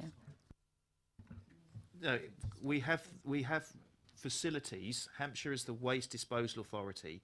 When waste is being collected, it's being sent to a MRF in Portsmouth or Alton, but there will be other waste disposal facilities in other areas that potentially we could use. I mean, we have a digester, for instance, on the Alton Road that accepts waste from Essex and various other places. So if we're not doing that, why are we not doing that? Because that seems like a relatively straightforward thing to do. I think it's all to do with cross-boundary legislation, but so the incinerator is run by Veolia at the moment, and it's not 100% used by the local authorities, because they allow some commercial waste to go in there. So it is a possibility, but it's not. It's got to stack up as a business case, and then there's also different, because Hampshire County Council are the disposal authority, so they're legally obliged to dispose of our waste. So they have a huge, long, massive disposal contract. I think it's like 30 years or something with Veolia, and that includes all of the infrastructure. So it's all to do with that and the fact that those other facilities aren't included within that contract, but it's up to companies to do it for a most efficient thing. And when they're tendering, that would have all, I'm sure, been taken into account. The whole point of having this super MRF is because the one in Portsmouth and the one in Alton are now really old. They're becoming out of date, becoming at capacity, and building, just fixing them up is just a bit of a quick fix and expensive and doesn't do anything and doesn't increase our recycling rates. Whereas having one huge one means that we can feed glass into there, which goes elsewhere. Plastics can be another option. So yeah, it's all part and parcel of whatever works for these companies, isn't it? Okay, Councillor George, I think. Yes, thank you, Chair. Look, one of the things I really welcome in this is actually the use of the technology, the in-cab technology, the improved communications, and I think communication is absolutely key to all of this. I really do. Could I make a little sort of plea here from personal experience, really, in lots of ways. I think seems to be still, unfortunately, a lot of uncertainty within the community about what goes into bins, whether they have caps on, whether they don't, what types of waste goes in there. And frankly, I think people sometimes just don't read what's put through their doors anyway in a lot of ways. And if we want to increase recycling rates, I'm finding that people who are uncertain tend to throw it in the general bin anyway if they're uncertain about it all. I have seen, and in fact there was some nice photographs in there, of actually stickers on the side of bins saying, this goes in here. And I loved your idea about, you know, if it's bottle shaped, put it in. That's a lovely, simple message. Can I really think here about where we put the messages, and if we can put stickers on bins, it's very obvious what goes in there, and it resolves some of these problems about transience issues. You know, if somebody else moves in, they can see exactly what's got to go in and what's not, things like that. But I really do think putting simple messages on the bins so people are very clear about what can and cannot go in there would be a way forward, and I don't know whether you're considering that at all. Thank you. I mean, yeah, absolutely take all that on board. And again, that's all part of the work that's being done with RAP. It's all about behaviour, and they've got the knowledge of what works and things like bin stickers and, you know, anything like that. So absolutely, and that will all be part of it. And these bin hangers, they can be a lot more, like Sarah said earlier, a lot more focused on certain materials. And, you know, like you said, like a simple message, like if it's bottle shaped, stick it in. So, and I think you're right. I mean, I go round as much as I can to. And it's education, isn't it? And it's the best way of doing that. And I think we've got more flexibility to do that with this contract. So.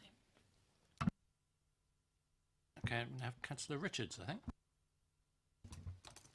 Yes, thank you. Excuse me. Thank you, Chairman. Just a clarification, really. Recycling rates. I'd just be interested to know actually how that is calculated, and then you talk a lot about contamination of recycling bins. What are the sort of common contaminants? And when you're measuring the recycling rate, I would imagine it's done on a weight basis. You're sort of weighing total waste and then how much is in the recycling bin. But then if you've got the wrong stuff in the recycling bin, then your calculation is going to be completely out anyway. So, I mean, how is this all sort of worked out? It is a complicated process working out the recycling rate. Contamination, what we've got, there are two parts of contamination. One is the contamination that will contaminate the whole load when it goes in, like unfortunately food waste in the recycling bin, dirty nappies in the recycling bin, things like that. When that goes into the lorry, because of the way the lorry processes it by obviously squashing it, that means as soon as we notice that's in there, the whole load could become contaminated. And when the lorry arrives at the recycling centre to tip, as it's tipping, it is inspected by an independent supervisor from the disposal contractor. And if he sees that it is beyond use, he will stop the process. That vehicle will then have to divert to where they tip the normal residual waste. For Basingstoke, that's easy because it's at the same location, not at the moment unfortunately because of the issue with the parts of it being closed, but for other councils that means that they have to then drive to a different location to tip. So the crews do keep an eye out, do two bin top checks, but obviously as we all know we're all very clever and hide things in the middle or at the bottom. The other contamination that there is the wrong materials like polystyrene. Lots of yogurt pots, lots of margarine tubs in there. That can still be collected by the recycling crew and it will still go to the MRF at either Alton or Portsmouth, and it will be hand sorted and also laser sorted. But anything that is the wrong material, as I was saying, we just want bottle shaped. So the margarine tubs and yogurt pots would go into what we call the residue part of the process. That is then weighed and that is then taken off what we've put in for recycling. So it's weighed, the lorry's weighed on the way in and the way out, and you get a tonnage. So say we have 1,000 tonnes, but 500 tonnes of that is contaminants or the wrong material. That then means that we've only been able to recycle 500 tonnes. The recycling rate is a percentage of your total household waste, which includes your litter and street cleaning as well. It's not just the waste that we pick up from the residual system. So you've got residual waste, litter, street cleaning, any commercial, if you happen to have any commercial, we don't, as you're aware. That is then calculated as your total waste, and then your recycling rate is worked out as a percentage. The tonnages from that are worked out as a percentage. And it is a very complicated spreadsheet that we have because we have to then report every single item differently to the government on a quarterly basis as well. And they audit any of the information. Yeah, I mean, very interesting. And this is obviously a national way of doing it. I mean, you're instructed on it. Okay. You say then that when you're picking up litter bin, and I assume that means that the litter bins around the parks and so on are picked, and that goes as waste. Whereas this summer would be masses and masses of plastic bottles there, presumably. But those don't. No, you can't pull those out. No. Shame. Okay. Before I move on to the next question, can I just, so does that mean, because I've never heard that before, and I've asked lots of questions, as you know, over the years about contamination, if we have a particularly efficient street cleaning service that picks up lots of litter and lots of bins that picks up, that depresses our recycling rate? Yeah. Okay. Yeah, I didn't realise that. Punished for being good. Yeah, that's the unfortunate thing, is that Basingstoke is a clean borough, because you do have, but unfortunately the tonnage compared to other councils is a lot higher. That is then added into your total waste collected, and that is where the recycling rate then reduces. So there is an argument which we're hoping the government have listened to officers and could, that you won't have a recycling rate in the future. You would have a tonnage per household rate. all right, and that wouldn't include litter and street cleaning, tonnage per household. So what we collect through the waste collection service by Veolia currently and in the future Serco, you will work that out, you would total that up and divide that by your household, number of households. Take the recycling off first, sorry, and then divide it. And in actual fact, Basingstoke would come out quite well in that, if that was the way that it was calculated. And that is an argument for taking away recycling rate. It's actually the tonnage per household, because when people realise that they're creating, say, 100 kilograms per week of tonnage, that is a vast amount when you actually look at what you're putting away. And it does focus, and that is a similar argument to food waste, is as soon as you do introduce food waste, within 6 months you'll find that your 2 rounds have reduced to 1 round, because people suddenly realise, oh, look what I'm throwing away, panic, you know, and need to reduce. And that's the message of love food, hate waste as well. So presumably our fly tipping also depresses our... No, that is the only saving grace. Fly tipping is not included as household waste because it could be commercial companies that are producing it. Councillor Kim Taylor. Thank you. My question is really about some of the identified additional benefits that you've listed in Appendix 1, and in particular on page 26, where you say that the contract now requires the contractor to purchase and store bins. Does that mean now that our residents will not be required to pay for their bins? And if they are still expected to pay for their bins, why do we feel that we can slap stickers on somebody else's property?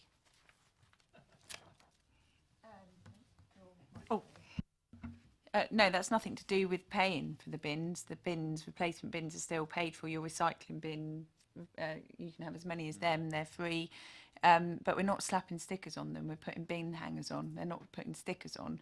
And I think when Councillor George was talking about stickers earlier, that would be for us to provide to residents, and if they choose to put them on, they can. But bin hangers are literally a hanger, so they go on and then the lid's shut and they're held on, so we're not slapping stickers on anybody's bin. But we are still expecting residents to pay for their bins if they get lost, or if they're in a new house to pay for their bin. Yes. Yes, that's correct. Still on questions, Councillor Carruthers, I think, you know. Long term, I think the aim's obviously got to be to recycle more materials, and obviously that's everybody's intention. But in the short term, we've got to, I think, this 10% increase that we could gain by people better recycling. That's quite a big figure overall when you look at what we're recycling now. So the key has got to be communication.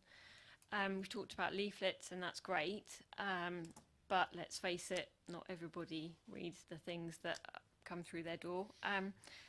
Do we do much in the way of going into sort of education? Do we do something like an education pack that can go into schools, colleges? Young people can be a massive influence in the household. Also, the older generation as well, I would imagine that that's probably a group of people that may be a little bit more confused about what can be recycled. I know there's things like the University of the Third Age, and there are groups around. You know, do we do packs that can go out to these kind of people, where people can do activities and events around this to increase awareness? So as far as going into schools and things are concerned, then yes, we used to in the past. We haven't done, as Sarah and John said earlier, we haven't done as much as we could because the team have been retendering this huge waste contract. I, as the portfolio holder, go out as much as I can to guides, brownies, schools, doing talks. I go to parish council meetings, and it is amazing how it is just very basic education on recycling, and I've got big boards and things, and a lot of people, there are things that a lot of people don't realise you can do. But again, moving forward, this isn't just about putting bin hangers on or sending out leaflets. It's not about that. It's more about education. Serco showed us some really good ideas that they've done elsewhere across the country, and it is about the waste team being able to go out to areas where there's high contaminants. They'll be doing projects with flats and face-to-face meetings as well. So yeah, and again, getting into schools and tapping into, because you're right, young people are, if you get the child, they're going to go home and tell mummy and daddy that they're putting the wrong stuff in their bins, and it's great, and it happens a lot. So that's all on the radar, and that's all part and parcel of this whole Serco's time that they've got to give us and working with them. And yeah, it's not just the bing and hangers or the leaflets, is it? It's more than that. I did pick up your comment about the older people may be confused. Actually, nationally, older people are far better at recycling than the younger people. It is unfortunately the age group between 21 and 50 that are the worst. And a lot of that is because, as we all know, jobs and processes have got, you know, harder, and people don't have the spare time. But that's what we want to focus on, is it doesn't take much to just, you know, when you're unwrapping something, say that needs to go in the recycling bin or that. We do provide what we call flat bags. They are bags that people can have in their households and put the recycling in, and it's all around it is all the information of what you can and cannot recycle. And also gives you advice of where to take it or where to put it if you can't recycle it. So those are available. And we did a big campaign in B&D today, earlier in the year, and we had over 2,000 people apply for those flat bags. And they are something that we focus on. The reason we called them flat bags was because we focused on for people in flats, that they could fill them in their house. When they go down, take them down, empty them into the bins, fold them up, put it wherever, and they do fold up quite small, so that when they go back up, they just take it back up. So there are, and we will be, as Councillor Richards has already said, we will be doing far more education and communication than we have done, because with the new systems, we're hoping it'll free up a lot of time for the joint team. And that's the end of the names I've got for questions, so it's open to debate, and particularly our views being sought on proposals to increase recycling performance, and to note the position with regard to bring site provision, and also do we want to hear from Serco in November or January? Do you want to go first again? Well, I don't think it's fair if we got them in November, frankly. It's only a month a bit into the contract. Let's get them in January, and then we can have a proper discussion about it. Some of the, you know, they might be having weather issues and everything else by that time, so no, I know that we go in hot, cold, and in between, but it could be we have another. Anyone else? Just a small thing on the children. Do you want to get someone to design an app where they have competitively to sort stuff into the right thing? Yeah, we're looking at an app as well.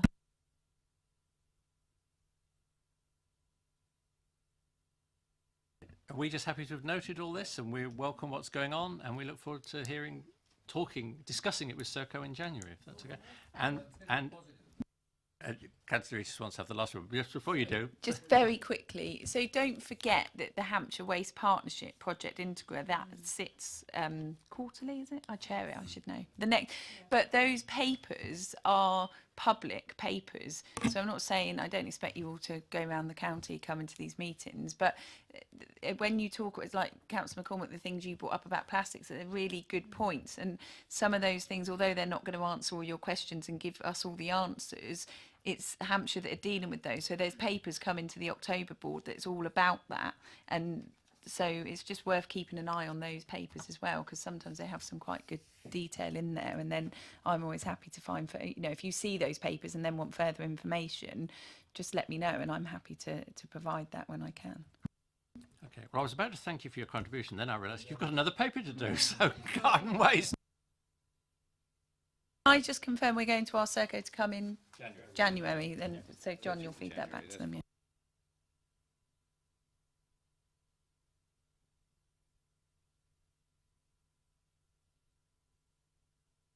Yes, Councillor Richard.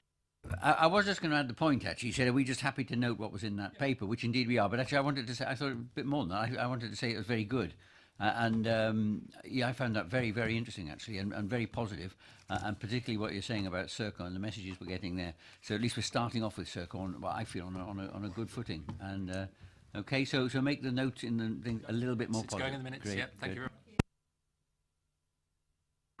Okay, then I'm afraid you've got me again. So this is a separate paper on garden waste. At the moment, we have a garden waste service, so we don't have to provide garden waste. It's not part of the curbside collection, but we provide a paid-for subscription garden waste service.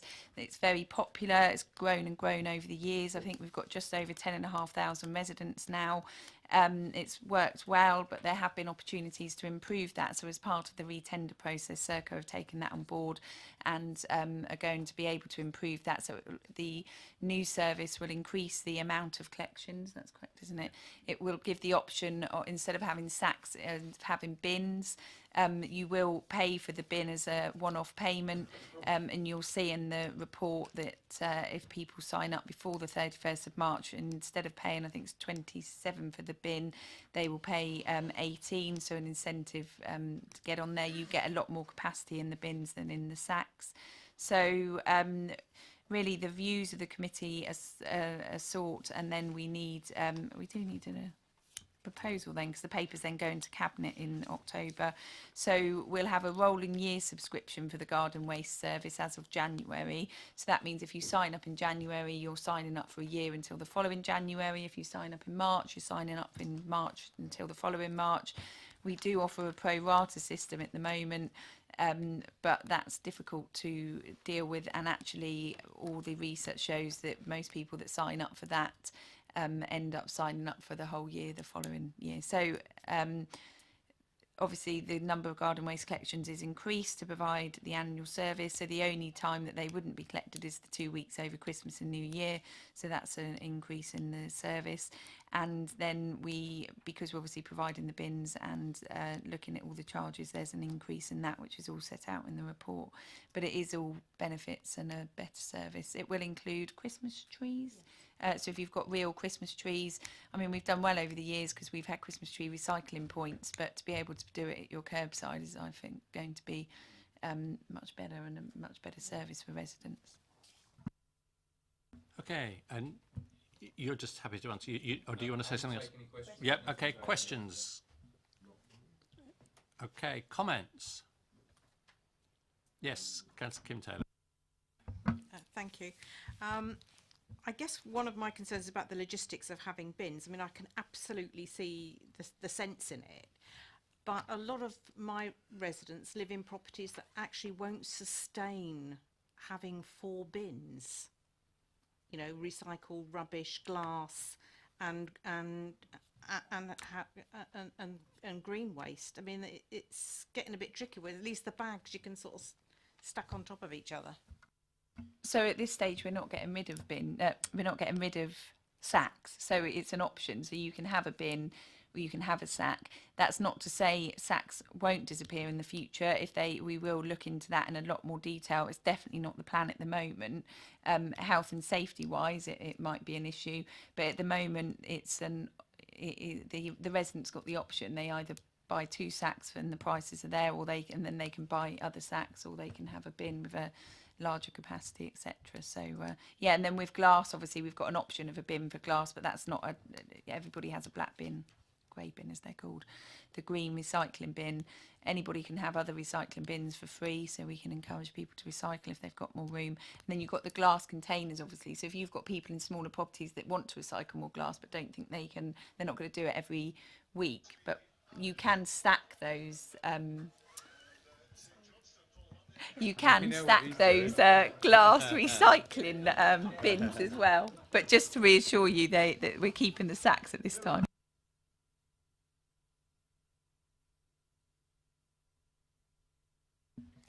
Councillor Kim Taylor, did you manage to hear the whole of that?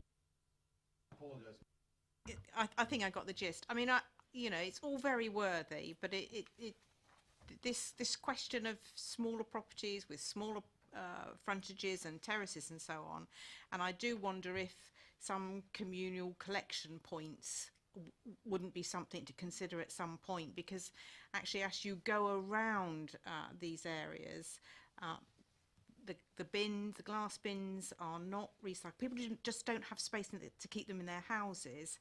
They're the source of vandalism. They get broken.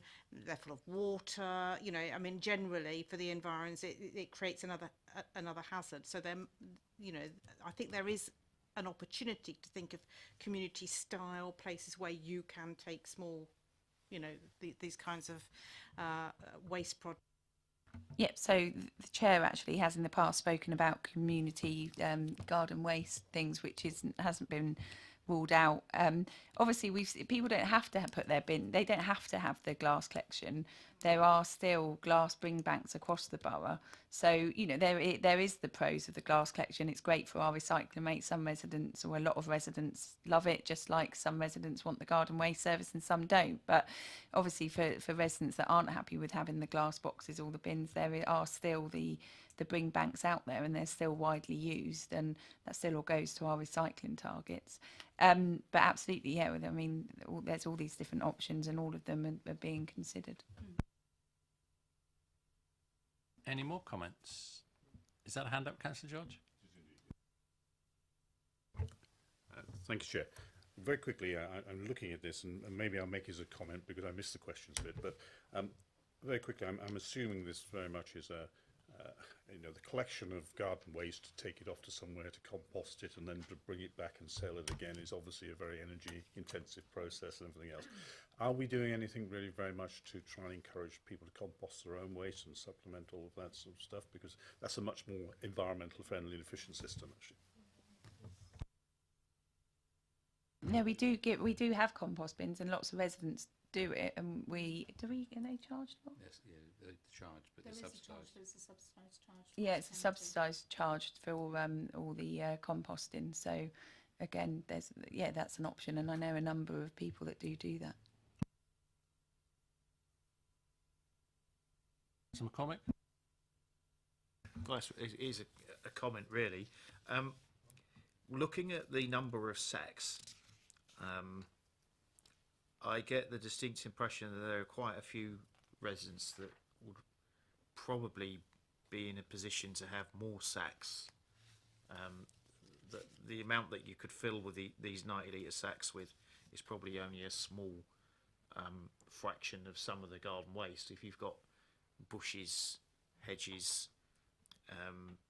plants that need pruning 3 or 4 times a year, you may have very large amounts of garden waste accumulating.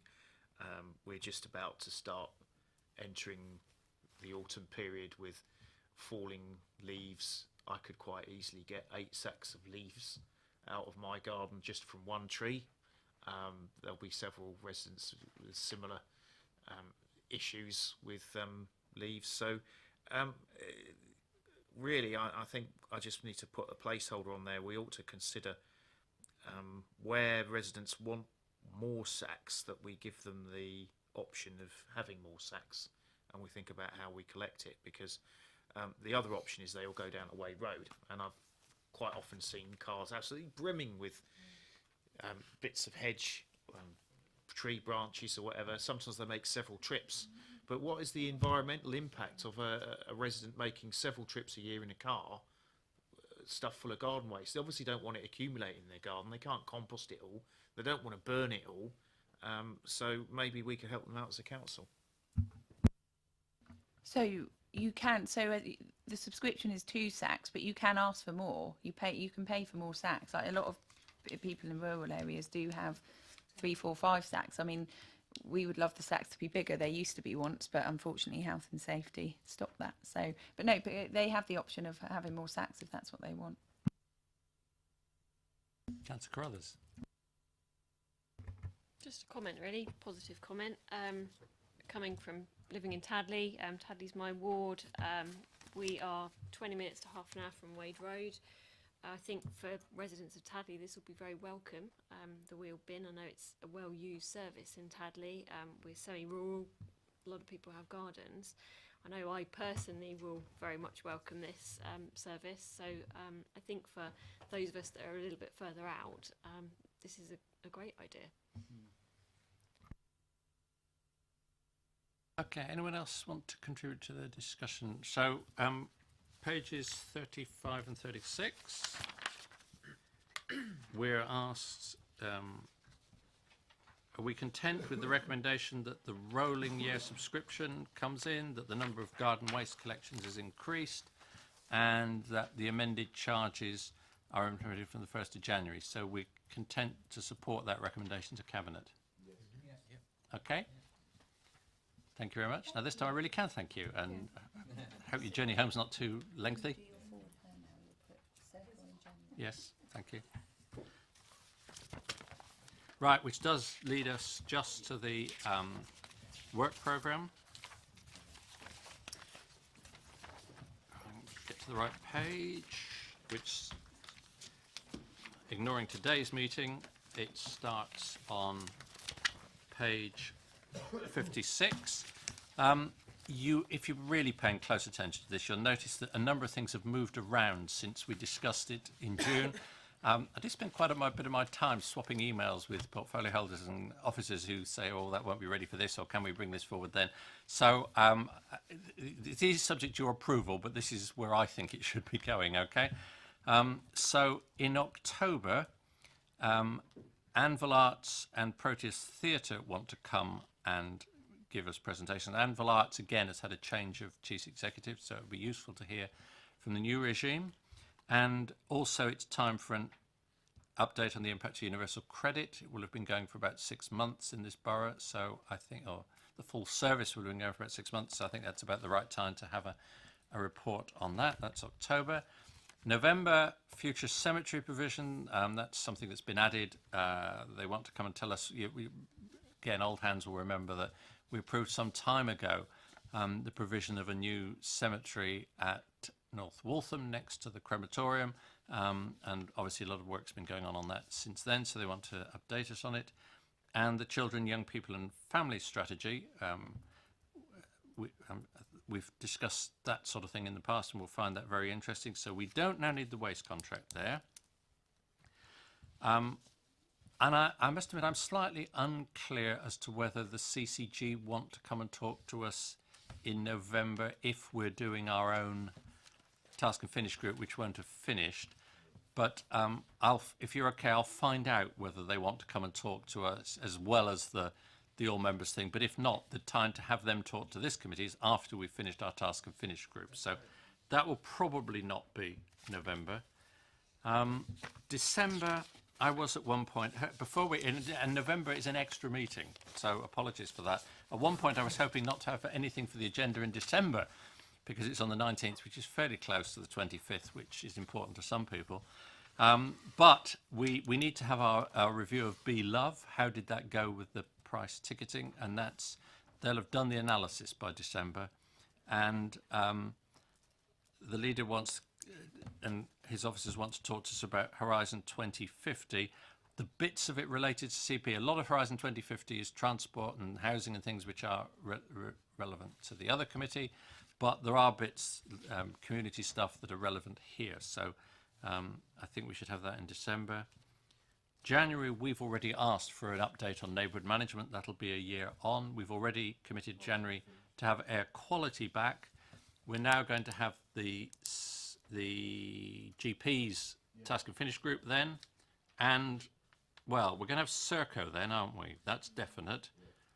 And I guess we could have a we could have a report from the task and finish group at which we then decide what further work needs to be done. Is that okay? Yeah. So it's a report on the research and then we can decide on the action. And then March we've got homelessness. So I think that's it. If everybody's happy with that, I declare the meeting closed at 40 minutes past 8. Okay, thank you very much, everybody.